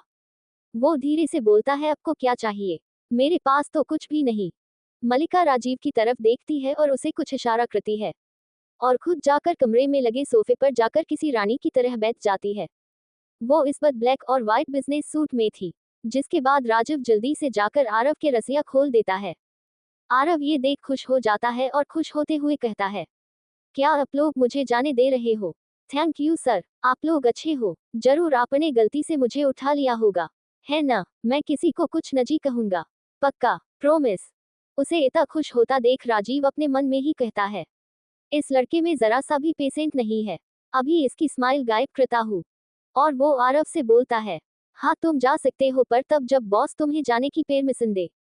आरव हैरानी भरी नजरों से राजीव को देखता है और बोलता है, बॉस, अब आपका भी कोई बॉस है? क्या आप उस डायन मोटी गंदी औरत की बात तो नहीं कर रहे हो जिसने मुझे कल रात अपना डिनर बनाया था? ये सब सुन राजीव को तो खांसी आ जाती है, और वो अपने मन में ही बोलता है, भगवान, क्या ये पागल है या फिर अंधा है? सामने एक अप्सरा जैसी लड़की को मोटी और न जाने क्या क्या बोल रहा, पता नहीं इसे कौन बचाएगा। और क्या बोल रहा है, डिनर? बॉस के करीब आने के लिए लड़के अपने जान की बाजी लगा देते हैं। राजीव कहता है, बॉस तुम्हारे सामने है।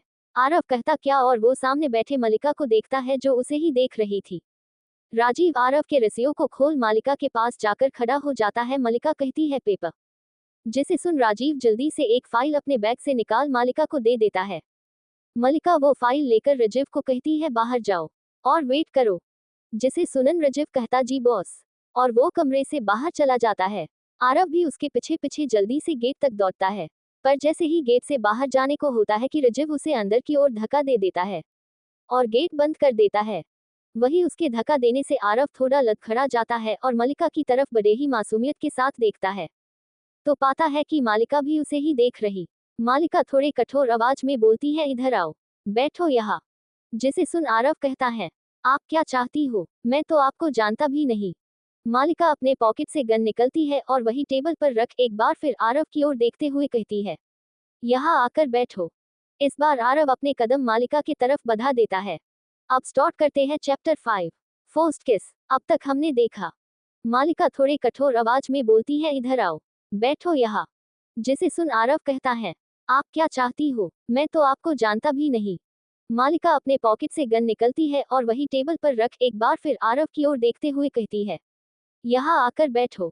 इस बार आरव अपने कदम मालिका की तरफ बढ़ा देता है। अब आगे, और मालिका के सामने अपने दोनों हाथ बांधे जाकर खड़ा हो जाता है। मालिका राजीव के दिए हुए फाइल को ध्यान से पढ़ते हुए कठोर आवाज में कहती है, बैठने को बोला है। जिसे सुन आरव एक पल को हड़बड़ा जाता है, पर फिर जल्दी से सोफे पर बैठ जाता है। मालिका उसके बैठने के बाद वो फाइल आरव की ओर खसका देती है और उसे बड़े ही इंटेंस नजरों से देखते हुए कहती है, कल रात तुम मेरे साथ थे, तो कल जो कुछ भी हुआ वो हमारे बीच हुआ है, और तुमने कल मेरे साथ नशे की हालत में मेरा फायदा उठाया। तो अब बोलो, मुझे क्या करना चाहिए? आरव मालिका की ऐसी बातें सुन घबरा जाता है और किसी बर्फ की तरह बैठे बैठे जमसा जाता है। उसे समझ नहीं आ रहा था कि वो क्या करे। वो तो अभी तक यही सोच रहा था कि कल रात तो उसके साथ गलत हुआ था ना, पर ये क्या? ये बोल रही है कि कल रात मैंने इनके साथ गलत किया है। ये कैसे हो सकता है? कि तभी उसे अपने गाल पर किसी के छुअन का गर्म एहसास होता है, जिससे वो अपने ख्यालों से बाहर आता है तो देखता है, मालिका बिल्कुल उसके करीब थी और अपने हाथों से आरव के फेस को पकड़ बड़े ही सेडेक्टिव आवाज में बोलती है, मुझे पुलिस कंप्लेन करनी चाहिए है ना? क्या कहते हो? इता बोल वो उसके होठों को हल्का सा टच करती है और फिर उससे दूर हो जाती है। आरव हल्का सा मालिका की ओर देखता है और फिर हकलाते हुए कहता है, मैंने ऐसा कुछ नहीं किया है। मुझे तो कुछ याद भी नहीं। मालिका कहती है, तो क्या मैं सबूत दूं? इता बोल वो अपना कोट उतार सोफे पर रख देती है और अपने शर्ट के 2 बटन खोल आरव के हाथ को पकड़ अपने तरफ खींचती है, जिससे आरव मालिका की ओर सरक जाता है। अचानक से खींचने से उसकी नजर मालिका पर जाती है और अपने हाथ पर, जिसे मालिका ने बड़े ही मजबूती से पकड़ रखा था और उसे अपने नेक के पास ले जा रही थी। मालिका के शर्ट के बटन खुले हुए थे, जिससे उसकी गोरी स्किन और उसकी क्लीवेज काफी हद तक दिख रही थी। आरव एक पल को अपनी पलकें झपकाना भूल ही गया था। वो एकटक मालिका के झांकती हुई क्लीवेज को ही देखे जा रहा था। तभी उसे कुछ बहुत ही सॉफ्ट और गर्म छुअन का महसूस हुआ और उसके कानों में मालिका की एक सडिक्टिव आवाज सुनाई देती है, आह, जिससे उसकी नजर मालिका के चेहरे से होते हुए अपने हाथ की तरफ जाती है। वो देखता है, मालिका ने उसके हाथ को पकड़ अपने कोल्लर बोन पर रखती है, जहां एक बाइट का निशान था जो अब बैंगनी रंग का हो चुका था। आरव ये देख झट से अपने हाथ को वहां से वापस खींच लेता है और अब आरव के आंखों में आंसू थे। वो अपने नजरें नीचे कर कहता है, आई एम सॉरी, मुझे कुछ भी याद नहीं। वो मुझे तो उस होटल के मैनेजर ने पता नहीं क्या पिलाया था। मैंने जानबूझकर कुछ नहीं किया। प्लस पुलिस के पास मत ले जाना। मालिका एक डेविल स्माइल करते हुए कहती है, ठीक है, मैं नहीं जाऊंगी, बल्कि मैं तो उलट तुम्हें पैसे भी दूंगी, तुम्हारी माँ के इलाज और बहन की स्कूल की फी के लिए भी। मालिका की ऐसी बातें सुन आरव के आंखों में चमक आ जाती है और वो अपनी डब्बाए आंखों से मालिका की तरफ देखता और कहता है, सच में, पर अभी अभी तो। इता बोल वो चुप हो जाता है, क्योंकि वो मालिका के इंटेंस भरी नजरों को बर्दाश्त नहीं कर पा रहा था, जिसे देख मालिका एक डेविल स्माइल करती है और कहती है, हाँ बिल्कुल, मैं ऐसा करूंगी, पर उसके लिए तुम्हें मेरी बात माननी पड़ेगी। ये लो, इसे अच्छे से पढ़ो और इस पर साइन कर दो। आरव मालिका के हाथ में फाइल देखता है और फिर एक नजर मालिका को, जो उसे फाइल लेने का इशारा कर रही थी। आरव अपने कैप्टे हाथों से फाइल ले लेता है और उसे बड़े ध्यान से पढ़ने लगता है। वही मलिया अपने कोट में से एक सिगरेट का पैकेट निकलती है और उसमें से एक सिगरेट निकाल वो अपने होठों से लगा लेती है और लंबी लंबी कस भरने लगती है। वही आरव जैसे जैसे फाइल में लिखे लाइन को पढ़ रहा था, उसके चेहरे के भाव बदल रहे थे। मालिका अब अपने सोफे से उठ जाती है और आरव के ठीक पीछे खड़ी होकर अपने हाथ आरव की शर्ट के ऊपर से ही उसके सीने पर चलाने लगती है और उसके कान के पास झुकते हुए उसके चेहरे पर सिगरेट का सर धुआं छोड़ देती है और हल्का सा उसके एयरलॉक को लिखकर वापस खड़ी हो जाती है। आरव भी खड़ा हो जाता है और फाइल को वही पटकते हुए गुस्से में कहता है, ये सब क्या बकवास है मैम, मैं ये सब नहीं कर सकता। मैं एक अच्छा लड़का हूँ। मालिका कहती है, तो क्या मैं एक अच्छी लड़की नहीं हूँ? हाँ, वो तो मैं डेफिनेटली नहीं हूँ। इता बोल वो हंसने लगती है और सिगरेट नीचे फेंक उसे अपने जूते से कुचलते हुए आरव के करीब आती है और उसे वापस से सोफे पर धक्का दे देती है और उसके दोनों कंधों को पकड़ खुद उसके ऊपर उसके गोद में जाकर बैठ जाती है। आरव ये देख उसे खुद से दूर करने लगता है और बोलता है, मैम, प्लस आप ये सही नहीं कर रही, प्लस उठिए। ऐसा बोलते हुए वो अपना सर इधर से उधर घुमा रहा था।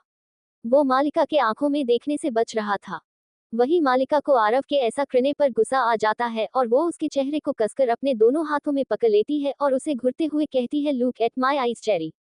जिसे सुन आरव अपना गर्दन ना में हिलाता है और कहता है, नहीं, प्लस मुझे जाने दीजिए, मैं ये सब कुछ नहीं करना चाहता।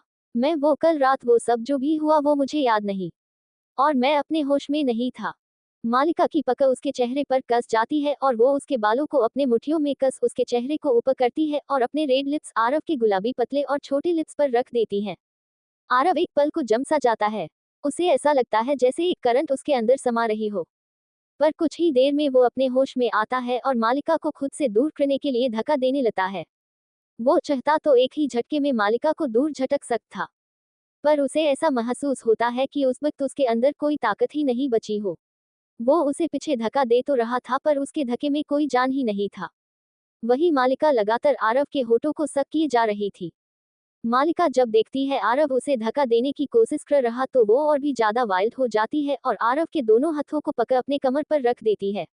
आरव अपना हाथ हटाने लगता है, पर मालिका उसका हाथ कसकर पकड़ लेती है और आरव के हाथों को कमर पर दोबारा रख देती है। आरव न चाहते हुए भी मालिका के कमर को पकड़ लेता है। वही मालिका अब आरव के होठों को सक के साथ साथ बाइट भी करने लगती है। आरव को अब सांस लेने में दिक्कत होने लगता है, पर मालिका तो उसके होठों को छूने का नाम ही नहीं ले रही थी। जब आरव से और बर्दाश्त नहीं हो पता तो वो उसके कमर को पकड़ पीछे हटाने की कोशिश करने लगता है, साथ ही अपना फेस इधर उधर करने लगता है। मालिका को जब ये एहसास होता है तो वो आरव के होठों पर एक बाइट कर उसके होठों को छोड़ देती है। बी काउंटिन्यू, ऐसा क्या लिखा है उस फाइल में, जिसे सुनन आरव गुस्सा हो जाता है। और मालिका क्या चाहती है आरव से। अब स्टार्ट करते हैं चैप्टर 6। आरव कहता है, माँ मैंने कहा ना कि आप पैसों की चिंता मत करो, दो मुझे लिस्ट। इतना बोल वो उनके हाथ से लिस्ट ले लेता है और वहां से दवाई लेने चला जाता है। बी काउंटिन्यू, क्या उसकी माँ को पता चलेगा कि उसके पास इतने पैसे कहाँ से आए? और मालिका क्यों चाहती है प्रेग्नेंट होना, क्यों वो एक बच्चे को बिना शादी के जन्म देना चाहती है? जानने के लिए बने रहे हमारे साथ। प्लीज लाइक कमेंट और शेयर। अब स्टार्ट करते हैं चैप्टर 7। 10 लाख की लॉटरी। अब तक हमने देखा कि आरव अपने माँ के गले लग कहता है, माँ आप पैसों की चिंता मत करो, अभी तक आपका बेटा जिंदा है, आप यही बैठो और मुझे दवाई की पुर्जी दो, मैं अभी लेकर आता हूँ। उसकी माँ कहती है, पर बेटा इसकी कोई जरूरत नहीं, मैं ठीक हूँ, और वैसे भी पैसे रहेंगे तो हम छोटी की स्कूल की फी भर देंगे।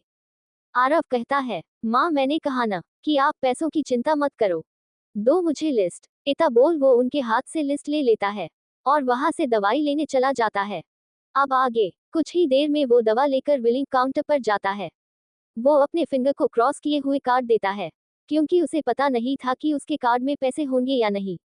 वो सोच रहा था कि अगर पैसे न हुए तो वो क्या करेगा, अपनी माँ से क्या कहेगा कि वो क्यों जबरदस्ती उनके हाथ से पुर्जी लेकर दवा लेने गया जब पैसे ही नहीं थे। वो ये सब सोच ही रहा था कि तभी काउंटर पर बैठी लड़की उसे उसका कार्ड वापस कर देती है। वो कुछ बोलने को हुई ही थी कि आरव जल्दी से बोल पड़ता है, क्या इसमें पैसे नहीं है? सॉरी सिस्टर, लगता है मैं गलत कार्ड लेकर आ गया। तभी वो लड़की उसे बीच में रोकते हुए कहती है, नहीं सर, पेमेंट हो गई है, ये लीजिए। आरव की आंखें ये सुन चमक जाती है। वो खुश होकर कहता है, क्या सच में? वो लड़की थोड़ा आश्चर्य से आरव की ओर देखती है और कहती है, जी सर। आरव कहता है, सिस्टर क्या आप मुझे देखकर बता सकती है कि इसमें कितने पैसे हैं?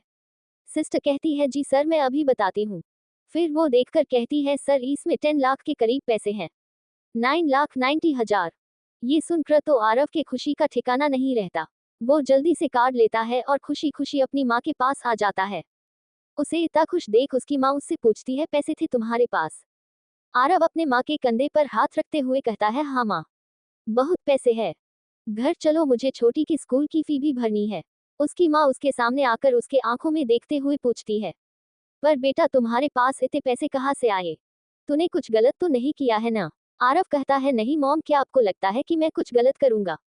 उसकी माँ कहती है, नहीं तो फिर क्या तुम्हारी लॉटरी लगी है? आरव कहता है, अरे हाँ, आपको कैसे पता? ये मुझे पूरे 10 लाख की लॉटरी लगी है। अब ज्यादा मत पूछो, चलो। इधर एक बहुत बड़े विला के अंदर जो व्हाइट और ब्लू के कॉम्बिनेशन से बना हुआ था, उसके चारों ओर तरह तरह के पेड़ पौधे लगे हुए थे और बीचों बीच एक खूबसूरत सा झरना। गाड़ी अंदर इंटर करती है। ड्राइवर जल्दी से उतर पीछे का गेट खोलता है, जिसमें से मालिका राजवंश बाहर निकलती है और बड़े ही रौब के साथ अंदर जाती है, पर हॉल में इंटर करने से पहले वो एक पल को दरवाजे पर रुकती है और फिर अपने चेहरे पर एक स्माइल लेकर अंदर चली जाती है। अंदर हॉल में एक 55 साल की एक औरत बैठी हुई थी। मालिका को आते देख वो औरत अपने चेहरे पर एक स्माइल लाते हुए सोफे पर से उठती है और मालिका के सामने जाकर खड़ी हो जाती है और चिंता भरी आवाज में कहती है, बेटा तुम कहाँ थी? कल से गायब हो, अभी आ रही हो, कुछ बताती भी नहीं। तुम्हें पता है न हमें तुम्हारी कितनी चिंता होती है। हम सब तुम्हें कॉल करते करते थक गए, तुम्हारा कॉल भी नहीं लग रहा था। मालिका उनके गले लगकर कहती है, मॉम आप चिंता मत करिए, मैं ठीक हूँ। कल मुझे एक जरूरी मीटिंग के लिए बाहर जाना पड़ा था, आप तो जानती ही है मिस्टर सिंघानिया को, वो अक्सर शहर से बाहर ही मीटिंग रखते हैं। तभी सीढ़ियों से 2 लोग उतरते हैं। पहले एक लड़की उतरती है और दौड़ते हुए आकर मालिका के गले लग जाती है और कहती है, दी आप कहाँ चले गए थे, हम लोग बहुत परेशान थे। ये लड़की कोई और नहीं, मालिका की बहन है आलिया। दिखने में किसी मॉडल से कम नहीं है। गोरा रंग, ब्राउन घुंघराले बाल, काली गहरी आंखें, 5 इंचेस 4 हाइट, सुडौल शरीर। मालिका उसे खुद से अलग करते हुए कहती है, पागल लड़की, इसमें परेशान होने वाली कौन सी बात थी? और मैं फोन देखना भूल गई थी और पता नहीं कब वो स्विच ऑफ हो गई थी। मुझे आज भी ऑस्ट्रेलिया जाना होगा मिस्टर जॉन जे से मिलने, ताकि वो अपना डील किसी और कंपनी के साथ साइन न कर ले। आप लोग तो जानते ही है कि कितने दुश्मन हो गए हैं हमारे कंपनी के। तभी उसकी माँ कहती है, बेटा कभी खुद पर भी ध्यान दे दिया करो। अब तुम 28 की होने वाली हो, कम से कम हमें नानी और अपनी बहन को फुआ बना दो। हम कब से इसी की राह देख रहे। उसके बाद तू करती रहना काम, मैं घर में अकेली हो जाती हूँ। तुम्हारे दादाजी भी इसी वक्त की उम्मीद में अभी तक जिंदा है। अपने और राहुल के रिश्ते को आगे बढ़ाओ। वो एक लड़के की तरफ देखकर कहती है जो सीढ़ियों से उतर मालिका की ओर बढ़ रहा था। वो देखने में काफी अच्छा था। गेहुआ रंग, शार्प जा लाइन, 6'4" हाइट, स्लिम बॉडी, कुल मिलाकर एक आकर्षक पर्सनालिटी थी उसकी। मालिका कहती है, हाँ माँ, मैं बहुत जल्द ऐसा ही करूंगी। बस अभी कंपनी थोड़े उतर चढ़ाव हो रहे, एक बार सेटल हो जाए। इतना बोल वो एक नजर राहुल को देख स्माइल करती है और ऊपर कमरे की तरफ चल देती है। उसके जाने के बाद नीचे खड़े सभी लोगों के चेहरे से स्माइल गायब हो जाती है। वहां खड़ी औरत कहती है, राहुल जाओ उसके पास। यहाँ खड़े होकर हमारा मुंह क्या देख रहे हो। 1 साल हो गए हैं, आज तक तुम अपनी बीवी को छू भी नहीं पाए हो। मुझे तो लगता है कहीं तुम नामर्द तो नहीं हो। तभी राहुल गुस्से में अपनी मुठियों को कसते हुए कहता है, ये बात आप अपनी बेटी से क्यों नहीं पूछती सासू माँ, कि मैं मर्द हूँ या नहीं। इतना बोल वो ऊपर मालिका के कमरे की ओर बढ़ जाता है। वहीं नीचे खड़ी दोनों माँ बेटी एक दूसरे को खा जाने वाली नजरों से देख रही थी। वो लड़की गुस्से से अपना पैर पटकते वहां से जाने लगती है तो पीछे से वो औरत उसे रोकने के लिए चिल्लाती है, आलिया बेटा मेरी बात तो सुन। इतना बोल वो भी उसके पीछे पीछे चल देती है। ऊपर कमरे में मालिका फ्रेश होकर कमरे में आती है। वो इस वक्त सिर्फ एक बाथरोब में थी। वो ऐने के सामने जाकर अपने बाल सुखा ही रही थी कि तभी कोई उसे पीछे से गले लगा लेता है।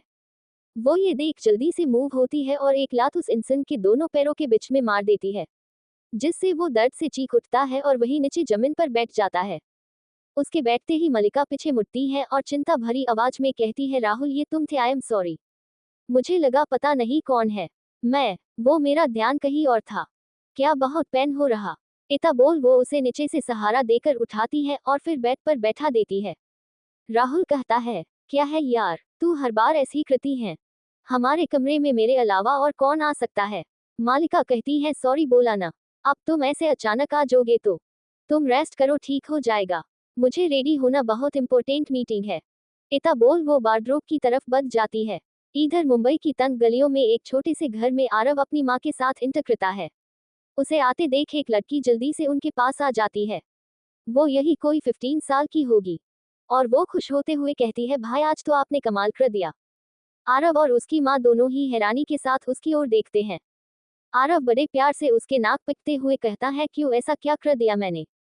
छोटी, उसकी माँ भी बोलती है, हाँ बेटा ऐसा क्या हुआ? छोटी आरव की बहन है।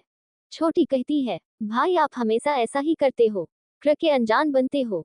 वो अपनी माँ का हाथ पकड़ उन्हें सोफे पर बैठाते हुए कहती है, माँ आपको पता है भाई ने आज मेरे स्कूल की सारी फी भर दी।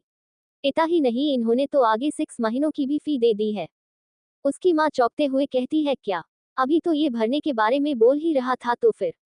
अपनी बहन की बात सुन आरव भी एक पल को हैरान रह जाता है। फिर जब वो अपनी बहन और माँ के सवाल भरे नजरों को महसूस करता है तो वो जल्दी से बोल पड़ता है, वो हाँ मुझे याद आया, मैंने लॉटरी के कुछ पैसे गौतम को दिए थे कि छोटी के स्कूल के फीस भर दे। मैं नहीं चाहता था कि छोटी को आज भी स्कूल में फी के कारण पनिशमेंट मिले। तभी छोटी कहती है, पर भैया आपके पास इतने पैसे आए कहाँ से? आरव वह कहता है, अरे वह आज मेरे लॉटरी लगी थी ना। छोटी कहती है, क्या? तभी आरव करता है, हाँ नहीं तो और कहाँ से पैसे आएंगे। मैं जा रहा हूँ रेडी होने, आप दोनों भी रेडी हो जाओ, आज हम बाहर खाने चलेंगे। और इसमें मुझे न जाने का कोई बहाना नहीं चाहिए, आज कितने दिन बाद हम सब साथ में बाहर खाएंगे मॉम प्लीज। अब अपना मना मत कीजिएगा, अभी तो पैसे हैं ना हमारे पास। इतना बोलो वहां से अपने कमरे की ओर चल देता है। इधर छोटी का मुंह खुला का खुला रह जाता है। तभी उसकी माँ कहती है, हाँ ये सच बोल रहा है, चलो आप रेडी हो जाओ। इधर अब कमरे में जाकर अपने कमरे का गेट बंद कर देता है और गहरी सांस लेते हुए करता है, और गॉड बच गया। पर यह छोटी की फी कहीं उन लोगों ने ही तो नहीं जमा किया है? भगवान, जमा करने से पहले मुझे एक बार बता देते तो क्या हो जाता इनका। हाँ खैर, एक लंबी सांस लेता है। फिर उसके दिमाग में कुछ आता है और वो बोलता है, पर क्या मैंने वह पेपर साइन करके ठीक तो किया ना? उन्हें मुझसे एक बच्चा चाहिए, इसका मतलब मुझे उनके साथ सोना होगा। इतना सोचकर उसके अंदर गूसेबम्स आने लगते हैं। वह कुछ और सोचता उससे पहले वह जल्दी से अपना सर झटकता है और जल्दी से बाथरूम में घुस जाता है। यार please also read my first story, be continue. क्या चाहती है मल्लिका? अगर मलिक शादीशुदा है तो क्यों वह आरव से बच्चा चाहती है? क्या है उसके बच्चे से जुड़े राज? और क्या राहुल और आलिया के बीच चल रहा है? और क्या ये बात मल्लिका को पता है? जानने के लिए बने रहे हमारे साथ। प्लीज लाइक, कमेंट और शेयर। अब स्टार्ट करते हैं chapter 8, I love your wildness. अब तक हमने देखा कि आरव अपने कमरे में चला जाता है, उसके दिमाग में कुछ आता है और वो खुद से ही पूछता है, क्या मैंने वह पेपर साइन करके ठीक तो किया ना? उन्हें मुझसे एक बच्चा चाहिए, इसका मतलब मुझे उनके साथ सोना होगा। इतना सोचकर उसके अंदर गूसेबम्स आने लगते हैं। वह कुछ और सोचता उससे पहले वह जल्दी से अपना सर झटकता है और जल्दी से बाथरूम में घुस जाता है। अब आगे इधर मालिका के विला में मालिका रेडी होकर कमरे से बाहर जाने लगती है कि तभी पीछे से राहुल उसे रोकते हुए कहता है, मलिका आखिर तुम ऐसा क्यों कर रही हो? ऐसा क्या बदल गया हमारे बीच? तुम मुझे कभी अपने पास भी आने भी नहीं देती हो। शादी से पहले मैं जब भी तुम्हारे करीब आने की कोशिश करता था तुम कहती थी ये सब शादी के बाद, याद है ना? पर अब जब शादी हो गई है तो तुम मुझसे और भी ज्यादा दूर चली गई हो। ऐसा क्यों कर रही हो? क्या मुझसे कोई गलती हुई है? राहुल की ऐसी बातें सुन मलिक की मुठियां कस जाती है, पर वह खुद को और अपने गुस्से को कंट्रोल करती है और नॉर्मल रहने की कोशिश करते हुए बिना राहुल की तरफ मुड़े कहती है, राहुल ऐसी कोई बात नहीं है, तुम तो देख ही रहे हो कि मैं कितनी बिजी हूँ आजकल। आजकल तो मुझे खुद के लिए भी टाइम नहीं मिलता। तुमसे कुछ छुपा हुआ है क्या? राहुल कहता, पर मलिक ये काम और यह बिजनेस तो तुम शादी से पहले भी संभालती थी ना? पर उस वक्त तो तुम इतनी बिजी नहीं रहा करती थी। तुम और मैं अकेले में कुछ टाइम तो बिताते ही थे। तुम मेरे लिए थोड़ा टाइम तो निकलती थी ना? पर अब तो मुझे ऐसा लगता है जैसे तुम जानबूझकर मुझसे दूर भाग रही हो। अगर कोई बात है तो तुम मुझे बता सकती हो। अब मलिका राहुल की तरफ मुड़ती है और उसके चेहरे को अपने दोनों हाथों में पकड़कर कहती है, राहुल तुम चिंता मत करो, सब ठीक हो जाएगा। और वैसे भी साथ रहने के लिए तो पूरी जिंदगी बाकी हमारे पास। अभी बस एक बार यह उतार चढ़ाव जो कंपनी में हो रही है, बस एक बार उसे सही कर दूं, ठीक से सब मैनेज कर दूं, तो फिर आई प्रॉमिस हम दोनों एक लंबी छुट्टी लेकर कहीं बाहर जाएंगे क्वालिटी टाइम स्पेंड करने के लिए। ओके नाउ सो जाओ, गुड नाइट। इतना बोल वो कमरे से बाहर निकल जाती है और वही अपने कमरे से बाहर निकलकर बगल वाले कमरे में चली जाती है और गेट बंद कर देती है। वहां एक बूढ़ा व्यक्ति जो करीब 70 साल का होगा बेड पर बेजान सा लेटा हुआ था। उनके हाथों में ड्रिप लगी हुई थी और उनके शरीर में पानी चढ़ रहा था। वह जाकर उस आदमी के बगल में बैठ जाती है और उनके हाथ को अपने हाथों में लेकर कहती है, दादू मैं जानती हूँ आपकी ये हालत किसने की है, बस अब आप प्लीज जल्दी से ठीक हो जाए। मुझे आपकी जरूरत है। मुझे नहीं पता है ये लोग मुझसे क्या चाहते हैं। ये मुझसे एक बच्चा क्यों चाहते हैं? मैं पता करने की कोशिश कर रही हूँ पर अभी तक मुझे कुछ पता नहीं चला है। पर आप चिंता मत करिए, आपकी मालिका इतनी जल्दी हार मानने वालों में से नहीं है। बस एक बार मुझे पता चल जाए फिर देखना आपकी मलिका क्या करती है। इनकी वो हालत करनेगी ना कि ना इनसे जिया जाएगा और ना ही मर जाएगा। ये कोसेंगे अपने पैदा होने पर। ये वादा है आपसे आपकी मलिका का। इतना बोल वह उनके हाथ पर एक किस करती और उनके हाथ को अच्छे से वापस बेड पर रख उस कमरे से बाहर निकल जाती है। उसके जाने के कुछ ही देर बाद एक लड़की सेक्सी अवतार में रिवीलिंग नाइट ड्रेस पहन मल्लिका के कमरे की ओर बढ़ती है। मल्लिका के कमरे में एक लड़का सिर्फ एक टावल पहन सोफे पर बैठा हुआ था और अपने दो उंगलियों के बीच सीक्रेट दबाए धुएं का गुच्छा अपने मुंह से निकाल रहा था। तभी उसे अपने नेक पर किसी की गर्म सांसें महसूस होती है। साथ ही उसे अपने सीने पर दो हाथ रखते हुए दिखते हैं। उसे ये सबसे कोई आश्चर्य नहीं होता, बल्कि उसके चेहरे पर एक तिरछी स्माइल बिखर जाती है। वो झट से उसके दोनों हाथों को पकड़ अपनी ओर खींच लेता है, जिससे उस लड़की के मुंह से एक चीख निकल जाती है और वो जाकर उसके गोद में गिर जाती है। वो लड़का आओ देखता है न ताओ और उस लड़की के बालों को अपने मुट्ठी में कस उसके चेहरे को अपने चेहरे के करीब करते हुए उसके होठों पर अपने होठ रख देता है और उसे विल्ली किस करने लगता है। वो लड़की भी उसका पूरा साथ देते हुए उसे किस बैक करने लगती है। साथ ही वो अपना हाथ उस लड़के की नाकेड बॉडी पर चलाने लगती है, बालों से लेकर पीठ तक फिर नेक, जिससे वो लड़का और ज्यादा वाइल्ड होकर उसे किस करने लगता। दोनों पैशनेटली एक दूसरे के होठों को किस और बाइट किए जा रहे थे। वो लड़का उसी तरह बिना किस ब्रेक किए उस लड़की को लेकर खड़ा हो जाता है और उस लड़की को लाकर बेड पर पटक देता है और बिना वक्त गवाए उसके ऊपर आ जाता है। अचानक ऐसे बेड पर पटके जाने से उस लड़की के मुंह से एक हल्की सी चीख निकल जाती है। वो बोलती है, आह जान दर्द होता है, but I love your wildness. मैं चाहती हूँ कि तुम इतने वाइल्ड हो जाओ कि मैं अपना होश खो बैठूं। इतना बोल वो अपने दोनों हाथ बेड पर फैलाकर लेट जाती है और बड़े ही लस्ट भरी नजरों से उस लड़के को देखने लगती है। वो लड़का उसके ऊपर झुकते हुए उसके ड्रेस की स्ट्रिप नीचे सरकाते हुए कहता है, पर सासू माँ को तो मुझ पर शक है। वो लड़की कहती है, और जान तुम भी न, वो तो बस तुम्हें उकसा रही थी ताकि तुम मेरी गुंडी दी के पास जाओ और उसे भी मेरे जैसे अपना गुलाम बना लो। ये बोलते ही उसके मुंह से एक और चीख निकल जाती है, क्योंकि वो लड़का उसके नेक पर बेरहमी तरीके से बाइट कर रहा था। वो लड़की कहती जान प्लस दर्द होता है। वो लड़का कहता है पर जान अभी अभी तो तुमने कहा कि तुम्हें ये है। वो लड़की कहती है पर जान। आगे कुछ बोलती उससे पहले ही उसके होठ उस लड़के के सख्त होठों से बंद कर दिया जाता है। ये दोनों लोग कौन हो सकते हैं? कमेंट कर जरूर बताएं। सुबह का वक्त, मुंबई की उसी तंग गलियों के अंदर एक छोटे से कमरे में धूप खिड़की से होकर सीधा कमरे के अंदर जमीन पर सोए आरव के चेहरे पर पड़ती है। वह अपना चेहरा दूसरी ओर करके सो जाता है, पर तभी उसके कानों में अलार्म के बजने की आवाज आती है। वह चीर जाता है और अपने हाथ आगे फैलाकर अलार्म की ओर बढ़ाते हुए उसे बंद कर देता है और टके से अपना फेस कवर कर वापस हो जाता है। पर शायद उसकी किस्मत में भी सोना लिखा ही नहीं था, क्योंकि तभी उसके फोन की घंटी भी बजने लगती है। वह बिल्कुल इरिटेट हो चुका था। वह जो आधा नींद में था, अब उसकी नींद पूरी तरह टूट चुकी थी।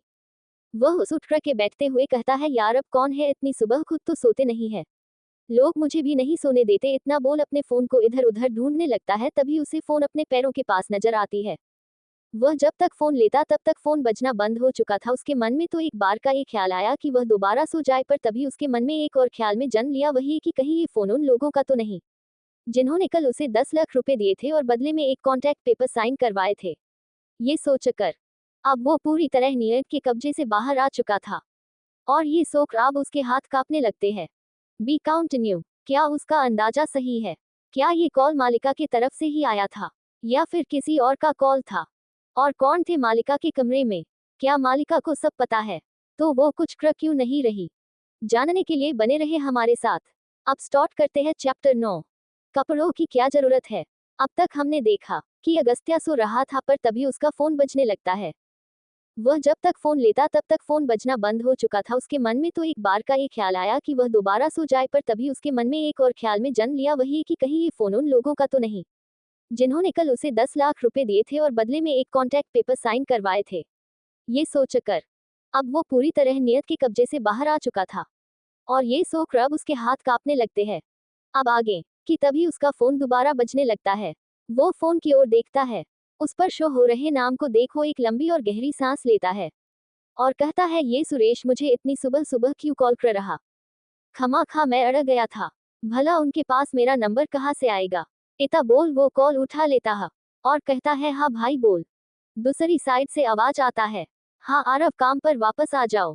आरव कहता, यार सुरेश मैंने तुझे कल बताया था ना कि उस बुधिया ने मेरे साथ क्या किया, और फिर भी तुम्हें लगता है कि मैं अब वहाँ काम करूंगा और वो चुड़ैल मुझे वहाँ काम करने देगी बिना मेरा खून पिए? उधर से हंसने की आवाज आती है तो आरव मुंह फुलाते हुए कहता है, बस अब यही बाकी था हंसना, इसलिए कॉल किया था ना तूने। तेरा मन नहीं लग रहा होगा तो सोचा चलो आरव को कॉल करके उस पर हंसते हैं। बाय। मेरी नींद खराब कर दी। तभी दूसरी ओर से आवाज आता है, अरे रुक जा भाई रुक जा, पहले मेरी बात तो सुन ले। वो चुड़ैल नहीं है अब यहाँ, उसे निकाल दिया गया है। तुझे पता है अब उसकी जगह पे एक लड़का आया है। आरव कहता है, क्या सच में? उधर से आवाज आता है, तो क्या मैं झूठ क्यों कहूंगा? इतना ही नहीं, उस मोटी चुड़ैल का एक वीडियो भी वायरल हुआ है जिसमें पूरी तरह नशे में थी और एक बार में सबके सामने नाचते हुए अपने कपड़े फाड़ रही थी। आरव कहता है, क्या? पर सुरेश कहता है, पर ब्र कुछ नहीं, तू जल्दी से काम पर आ जा, मैं वेट कर रहा हूँ। 1 घंटे में वो नया मैनेजर हमसे मिलेगा, तू उससे पहले आ जा। आरव कुछ देर खामोश रहता है और सोचता है, ऐसा किसने किया होगा? तभी उधर से आवाज आता है, क्या फिर सो गया? ये सुन आरव कहता है, हाँ हाँ क्यों नहीं, कितनी मुश्किल से तो मिली थी ये जॉब, मैं बस आ रहा हूँ। इतना बोल वो जल्दी से रेडी होने के लिए उठ जाता है। इधर एक प्राइवेट जेट में मालिका बैठी हुई थी और उसके हाथ लैपटॉप पर धड़ाधड़ चल रहे थे। तभी राजीव थोड़ा घबराते हुए कहता है, बॉस वो मिस्टर जॉन जे, उनका कहना है कि उन्हें जो दवाइयाँ मिली थी पिछले महीने उसमें हेरा फेरी की गई थी, उसमें 20% दवाइयाँ एक्सपायर थी। क्या? पर ऐसा कैसे हो सकता है? पता करो हमारे कंपनी में कौन ऐसा कर सकता है, किसी खुद से प्यार नहीं। तभी राजीव कहता है, बॉस मुझे तो लगता है ये सब कंपनी के बाहर हुआ है, हो सकता है ये हमारे किसी अराइवल कंपनी ने किया हो। क्यों उनकी कंपनी में ऐसा करना मुमकिन नहीं?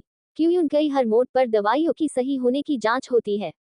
मालिका कहती है, हाँ ऐसा हो सकता है कि वे लोग सोच रहे होंगे कि ऐसा करके वे लोग हमसे मिस्टर जॉन से कुछ छीन लेंगे, क्योंकि वो हमारे इम्पोर्टेंट क्लाइंट में से एक है। राजीव कहता, हाँ मेरे हिसाब से मुझे लगता है कि यह एक्सपोर्ट करते वक्त किसी ने हमारी दवाइयों को बदला है। मल्लिका करती है, तुम इसकी गहराई से जांच करो और मिस्टर जॉन जी के साथ मेरी मीटिंग फिक्स करो। उन्हें कहो मैं खुद उनसे मिलने आ रही हूँ और अगर उनकी बात सही निकली तो मैं उन्हें इस मंथ में 50% डिस्काउंट दूंगी। और ये भी पता करो कि क्या ऐसा कुछ किसी और क्लाइंट के साथ भी हुआ है या नहीं। सर, इसके पीछे कौन है? राजीव कहता है, जी बॉस, मैं अभी करता हूँ। शाम का वक्त, शाम के करीब 5 बजे। आरव उसी महाराजा होटल में, वो एक टेबल साफ कर रहा होता है कि तभी वहां उसका दोस्त सुरेश आता है और कहता है, क्या भाई, घर नहीं चलना क्या? आरव कहता, हाँ बस चल रहा हूँ। तभी उसका दोस्त सुरेश उसका टांग खींचते हुए कहता है, वैसे तूने बताया नहीं कि उस रात उस चुड़ैल ने तेरे साथ क्या क्या किया था और तुम्हें कैसा लगा था? आरव गुस्सा करते हुए कहता है, यार जा तू, मुझे तुमसे बात नहीं करनी। तू जा, मैं अकेले ही चला जाऊंगा घर। सुरेश कहता, अच्छा बाबा, सॉरी सॉरी, माफ कर दे, पर तूने मुझे ये नहीं बताया था कि तू उससे बचकर गया कहा था। सुरेश के ये सवाल सुन आरव किसी सोच में गुम्मा हो जाता है। वो अपने मन में ही कहता है, नहीं, मैं ये बात चाहकर भी तुझे क्या किसी को भी नहीं बता सकता। मैं मजबूर हूँ, अगर बताया तो मुझे आइस की भारी कीमत चुकानी पड़ेगी, जो अभी मैं नहीं कर सकता। वो अपने ख्यालों से बाहर आता है जब सुरेश उसके कंधे को पकड़ हिलाते हुए कहता है, कहाँ खो गया? क्या तू मुझे नहीं बताना चाहता? आरव कहता है, अरे यार, इसमें क्या बताओ, भागकर एक अंधेरे कोने में छुपकर बैठा हुआ था। सुरेश कहता, अच्छा। आरव कहता है, हाँ, और अब बस मुझसे अब उस दिन के बारे में कुछ मत पूछना। सुरेश कहता है, ठीक है चलो फिर घर। आरव कहता है, हाँ तू चल, मैं आ रहा हूँ। आरव जैसे ही होटल के बाहर कदम रखने वाला होता ही है कि वो एक काले कपड़े पहने आदमी से टकरा जाता है। वो उस आदमी को देखता है जिसके चेहरे पर मास्क लगा हुआ था। उसका मास्क देखकर उसे मालिका और राजीव का ध्यान आता है। तभी वो काले कपड़े पहने आदमी आरव से कहता है, मेरे पीछे आओ, बॉस ने तुम्हें बुलाया है। एक पल को तो आरव को कुछ समझ नहीं आता, पर अगले ही पल वो उस आदमी की बात को समझ जाता है और उसकी की ओर देखता है जो कि पहले ही आगे बढ़ चुका था। आरव जल्दी जल्दी उस काले कपड़े वाले आदमी के पीछे पीछे चल देता है। वो आदमी एक कार के पास जाकर रुकता है और अपने पॉकेट से एक काला पट्टी निकाल आरव के आंखों पर बांध देता है। आरव कहता है, सर क्या ये जरूरी है? वो आदमी कहता है, हाँ बॉस का हुक्म है। इतना बोल वो आरव को बैक सीट पर बैठा देता है और खुद ड्राइविंग सीट पर जाकर बैठ जाता है। तभी आरव कहता है, सर क्या मैं अपने फैमिली को इन्फॉर्म कर दूं? वो अचानक मेरे गायब होने से घबरा जाएंगे। वो ब्लैक यूनिफॉर्म वाला आदमी कहता है, नहीं, एक बार जब तुम बॉस के पास चले जाओगे तो उनसे पूछकर कर लेना, पर फिलहाल अपना फोन मुझे दे दो। आरव कहता है, क्यों, मैं अपना फोन आपको क्यों दूं? और वैसे भी मेरी तो आंखों पर पट्टी लगी है ना। वो आदमी थोड़ा गुस्सा करते हुए कहता है, जितना कहा जाए उतना करो, लाओ फोन दो मुझे।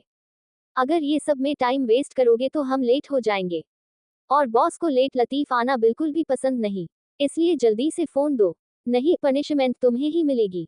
ये सुन आरव जल्दी से अपना फोन पॉकेट से निकाल उसके ओर बढ़ा देता है, क्योंकि उसे पहले ही घबराहट हो रही थी मालिका के पास जाने के नाम से। उसे वो किस याद आ रही थी जो मालिका ने उसे पूरे होशो हवाश में की थी। अब वो और कोई परेशानी नहीं चाहता था, उसके अंदर कुछ हो रहा था जिसे वो समझ नहीं पा रहा था। कुछ ही देर में गाड़ी के रुकने का एहसास आरव को होता है। वो अपना हाथ खिड़की की तरफ इधर उधर कर उसे खोलने की कोशिश करने लगता है कि तभी कोई दरवाजा खोल देता है और आरव का हाथ पकड़ उसे विला के अंदर ले जाने लगता है। आरव कहता है, यार ये अंधा होना कितना मुश्किल है ना। मुझे तो तुम पदे हुए हो, फिर भी मुझे हर एक कदम आगे बढ़ाने में डर लग रहा है। वो आदमी कहता है, कोई नहीं, कुछ दिनों में तुम्हें इसकी आदत हो जाएगी। ऐसे ही बात करते करते वे लोग अपने मंजिल तक पहुंच चुके थे। वो ब्लैक कपड़े पहने आदमी जो आरव को पका हुआ था, वो एक गेट के सामने जाता है और एक गहरी सांस लेकर नोक करता है। वही उस कमरे में मलिका सोफे पर बैठ अपनी आंखें बंद किए कुछ सोच रही थी कि तभी गेट नॉक होता है। वो एक कड़क आवाज में बोलती है, आ जाओ। जिसके बाद वो आदमी आरव को अंदर कमरे में कर खुद दरवाजे पर से ही कहता है, बॉस। जिसके बाद मालिका कहती है, जाओ। जिसे सुन वो आदमी वहां से चला जाता है और गेट बंद कर देता है। मलिका जो सोफे पर बैठी थी वो वहां से उठ जाती है। वही जब आरव को मालिका की आवाज सुनाई देती है तो उसके तन मन में जैसे एक सिहरन सी पैदा हो जाती है। मलिका गेट को अंदर से लॉक कर देती है और फिर आरव को ऊपर से नीचे तक घूने लगती है।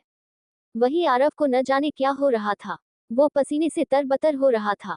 मालिका अब उसके बिल्कुल करीब जाकर खड़ी हो जाती है और उसे ध्यान से ऑब्जर्व करने लगती है।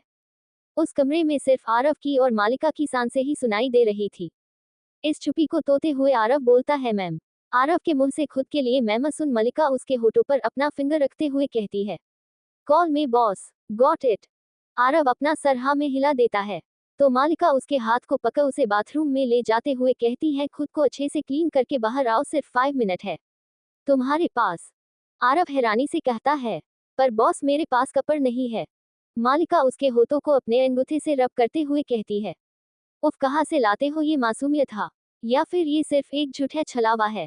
आरव कहता है, मतलब बॉस मैं नहीं समझा। तो मलिका उसके पिंक छोटे लिप्स को मसलने लगती है और फिर अचानक से उसे खिंचकर छोड़ते हुए कहती है, बाथरोब पहनकर बाहर आना, और चाहो तो ऐसे ही भी आ सकते हो, कपड़ों की क्या जरूरत है। आरव का फेस ये सुन बिल्कुल रेड हो जाता है। उसे समझ नहीं आता कि उसके साथ ये क्या हो रहा और वो क्या करे अब। जब कुछ समझ नहीं आता तो वो झट से बाथरूम की ओर मुड़ जाता है, पर उसे कुछ दिखाई नहीं देता। तो वो बिना पीछे मुड़े मालिका से पूछता है, बॉस क्या मैं ये पट्टी निकाल सकता हूँ। मालिका को आरव के चेहरे को देख उसके फेस पर एक स्माइल आ जाती है। मालिका कहती है, हाँ, और जितना जल्दी हो बाहर आओ। अब स्टार्ट करते हैं चैप्टर 10, नाइट ड्यूटी। अब तक हमने देखा आरव मालिका के कमरे में था। मालिका उसे फ्रेश होने कहती है तो आरव कहता है, मेरे पास कपड़े नहीं है। तो मालिका कहती है, बथरोब पहनकर आ जाना, और अगर चाहो तो ऐसे भी आ सकते हो, कपड़ों की क्या जरूरत है। ये सुन आरव शर्म से पानी पानी हो जाता है। तो मालिका के चेहरे पर उसे ऐसे शर्माते देख एक स्माइल आ जाती है और वो उससे कहती है, 5 मिनट में बाहर आओ। अब आगे। ठीक 5 मिनट बाद आरव बाथरूम का गेट खोलता है तो देखता है कमरे में बिल्कुल अंधेरा है और आरव को अंधेरे से काफी डर लगता था। उसके हर एक कदम के साथ उसका अड़ भी बढ़ रहा था। उसके माथे पर पसीने की कुछ बूंदें दिखने लगी थी। आरव डरते हुए कहता है, बॉस आप कहाँ हो। तभी किसी के ताली बजाने का आवाज आरव को सुनाई देता है। ताली बजाते ही वहां एक रेड लाइट जल जाती है जो उस कमरे के माहौल को रोमांटिक बना देती है। मालिका कहती है, क्या हुआ, तुम इतने अड़ग क्यों रहे हो। आरव कहता है, नहीं तो मैं डर नहीं रहा। मालिका कहती है, तुम्हारी आवाज में अड़ साफ नजर आ रहा। आरव कहता है, बॉस वो मुझे अंधेरे से बेचैनी होती है, तो बस। मालिका कहती है, इधर आओ, तुम तो बड़े डरपोक निकले। आरव अपने नजरों को इधर उधर कर मालिका को देखने की कोशिश करता है। तभी उसे मालिका सोफे पर बैठी ड्रिंक करती हुई नजर आती है। आरव जब मालिका को देखता है तो एक पल को वो अपने पलके झपकाना ही भूल जाता है, क्योंकि मालिका इस बार ब्लैक नेट की नाइट ड्रेस में सोफे पर बैठी हुई थी और आरव को ही देखे जा रही थी। उसके हाथ में रेड वाइन की एक ग्लास थी। मालिका आरव को देख अपने फिंगर दिखाकर उसे अपने पास आने का इशारा करती है।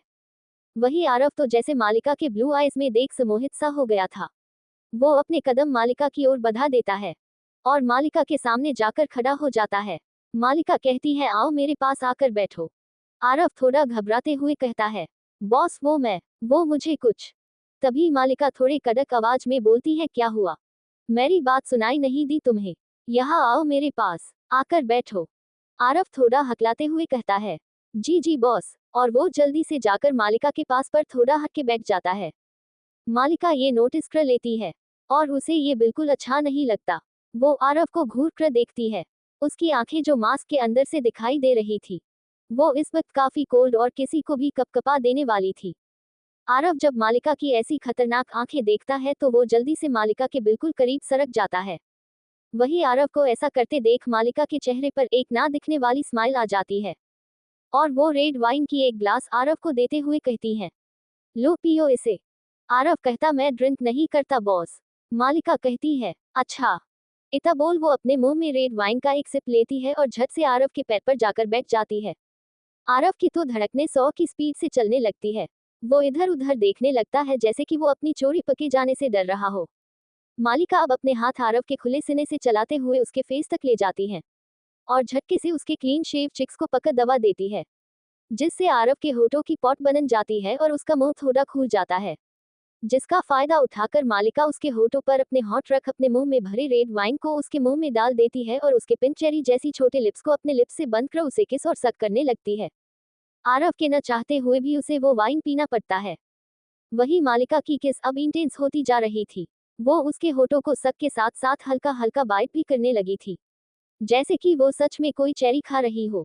उसके एक हाथ आरव के बालों में तो वही दूसरा हाथ उसके खुले सीने पर चल रही थी। आरव की धड़कनें बहुत तेज हो गई थी। उसे बहुत अजीब सी फीलिंग होने लगती है और एक करंट उसे अपने अंदर फिल होता है। उसके अंदर बहुत से ब्लाव होने लगते हैं। वो अपने दोनों हाथ मालिका के कंधे पर रख उसे खुद से दूर करना चाहा, पर वो ऐसा कर नहीं पाया, बल्कि उसके बिल्कुल ही उलट उसके हाथ मालिका के कंधे से सरक उसके बैक पर आ जाते हैं और वही दूसरा उसके कमर पर कस जाते हैं। वो साथ तो नहीं दे रहा था, पर अपनी आंखें बंद कर उस किस को फील जरूर कर रहा था। करीब 20 मिनट बाद जब आरव को सांस लेने में बहुत दिक्कत होने लगती है तो वो अपना सर इधर उधर करने लगता है और अपनी पकड़ मालिका की कमर पर कस देता है, जिससे मालिका के मुंह से दर्द भरी आह निकल जाती है और वो अपने होश में आती हैं और एक नजर आरव को देखती है जिसका फेस पूरी तरह रेड हो चुका था। वो धीरे से आरव के होठों को छोड़ती है। आरव के होठ अब पिंक से रेड हो चुके थे। वो सच में चेरी जैसे फूल गए थे। मालिका उसके होठों को अपने अंगूठे से रब करती है और कहती है टेक ब्रेथ चेरी। तो आरव के जान में जान आता है और वो लंबी लंबी सांसें लेने लगता है। मालिका भी आरव के कंधे पर अपना सर रख के लंबी लंबी सांस लेने लगती है। कुछ ही सेकंड में दोनों की सांसें नॉर्मल हो जाती है। मालिका आरव के नेक को स्निफ करते हुए कहती, बोलो क्या कह रहे थे अभी। वही मालिका के ऐसे करने से आरव को बहुत बेचैनी हो रही थी। वो थोड़ा हकलाते हुए बोलता है, बॉस वो मैंने अपने घर पर किसी को नहीं बताया है। मैं एक बार उन्हें कॉल करके बता दूं, वो परेशान हो रहे होंगे। तभी मालिका आरव के नेक पर बाइट कर लेती है, जिससे आरव के मुंह से एक आह निकल जाती है और उसकी पकड़ मालिका की कमर पर कस जाती है।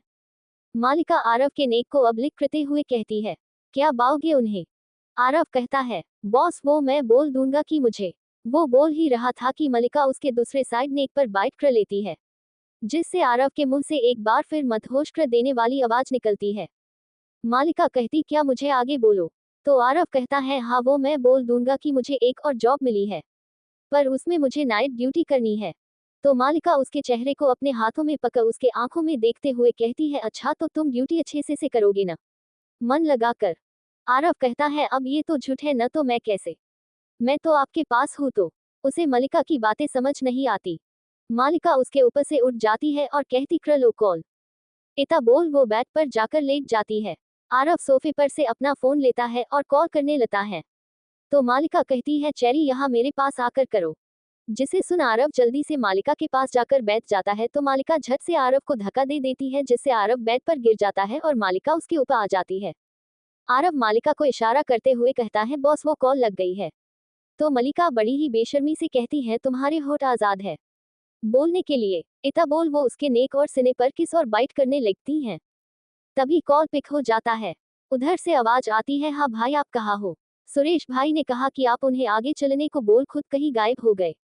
आरव खुद के सांसों को कंट्रोल करते हुए कहता है, हाँ छोटी वो मुझे न एक अच्छी जॉब मिली है, पर वो नाइट ड्यूटी है। मुझे एजेंट में बुलाया गया तो इसलिए मैं सुरेश को नहीं बोल पाया। बहुत अच्छी जॉब है, तुम लोग खाना खाकर सो जाना, मैं सुबह आऊंगा। उधर से आवाज आती है, पर भाई आपकी आवाज को क्या हुआ है, बहुत अजीब लग रही है। आरव कहता है, इधर में हाँ फैन चल रही है। ठीक है बॉस बुला रही है। इतना बोल वो कॉल कट कर देता है और एक गहरी और लंबी सांस लेता है, जिसे उसने बड़ी ही मुश्किल से अभी रोक रखा था। वही मालिका आरव के साथ खेल रही थी। मलिका उसके बॉडी पर हर जगह के लिपस्टिक और बाइट के निशान बनाते हुए आगे बढ़ रही थी। वो अब उसके कमर तक आ गई थी और जैसे ही तोवेल खोलने लगी कि आरव उसका हाथ पकड़ लेता है और झट से मलिका को नीचे कर खुद उसके ऊपर आ जाता है। एक पल को तो मालिका आरव के इस मूव से चौंक जाती है, पर अगले ही पल वो आरव का साथ देने लगती है, जो मलिका के होठों को बेतहासा सक और हल्का हल्का बाइट कर रहा था। मलिका भी उसका पूरा साथ देने लगती है। उसके हाथ अब आरव के बालों और नेक पर चल रहे थे। वही आरव के हाथ मालिका के ड्रेस को खोलने में बिजी थे, पर वो उसे खोल नहीं पा रहा था। वो इरिटेट होकर उसके ड्रेस को एक झिके में फाड़ देता है। करीब 15 मिनट बाद आरव मलिका के होठों को छोड़ता है। अब बारी आरव की थी। इस वक्त वो आरव कोई और ही लग रहा था। वो पहले जैसा मासूम और क्यूट नहीं, बल्कि वो उसके बिल्कुल ही उलट लग रहा था। वो किसी बिस्ट की तरह मलिका पर हावी हो चुका था। मालिका भी आरव के इस रूप को देख एक पल को घबरा जाती है, पर आरव उसे कुछ भी सोचने और समझने का मौका दिए बिना उसके नेक कॉलर बॉन पर किस और बाइट किए जा रहा था, जिसे मालिका रेसिस्ट नहीं कर पा रही थी और उसके मुंह से मादक भरी सिसकियां और आवाजें निकलने लगती है, जिससे आरव और भी ज्यादा वाइल्ड होता जाता है। अब वहां घिरे घिरे मलिका के सारे कपड़े नीचे फर्श पर गिर चुके थे और आरव वाइल्डली मलिका के ऊपर हावी होते हुए जैसे जैसे नीचे की ओर बढ़ता जा रहा था। वैसे वैसे ही मलिका की सांसें और सिसकियां तेज होती जा रही थी। करीब 1 घंटे तक इसी तरह प्यार करने के बाद आरव अपना सर उठाकर मलिका की ओर देखता है, जैसे कि वो उससे कोई इजाजत ले रहा हो। उसे ऐसा करते देख तो मालिका उसके सीने पर अपने फिंगर घुमाते हुए कहती है, डू इट चेरी, सुकून चाहिए मुझे अब। जिसके बाद आरव एक झटके में मालिका के अंदर समा जाता है और अपने होठ मलिका के होठों पर रख देता है। अब उस कमरे से सिर्फ मधोसी भरी सिसकियों की आवाजें आ रही थी और दोनों की गर्म तेज सांसों की। न जाने रात के किस पहर ये सब कुछ शांत हुआ और दोनों ही एक दूसरे से लिपट कर सो गए। दोस्तों, आज के लिए बस इतना ही। अब मिलेंगे अगली वीडियो में। ये कहानी छोटी लग रही हो तो आप बताएं कमेंट करके। कहानी को और लंबी की जाएगी। लाइक करें, कमेंट करें और चैनल को सब्सक्राइब अवश्य करें। धन्यवाद। अब अपना और फैमिली का शयन रखिए। मिलेंगे कल।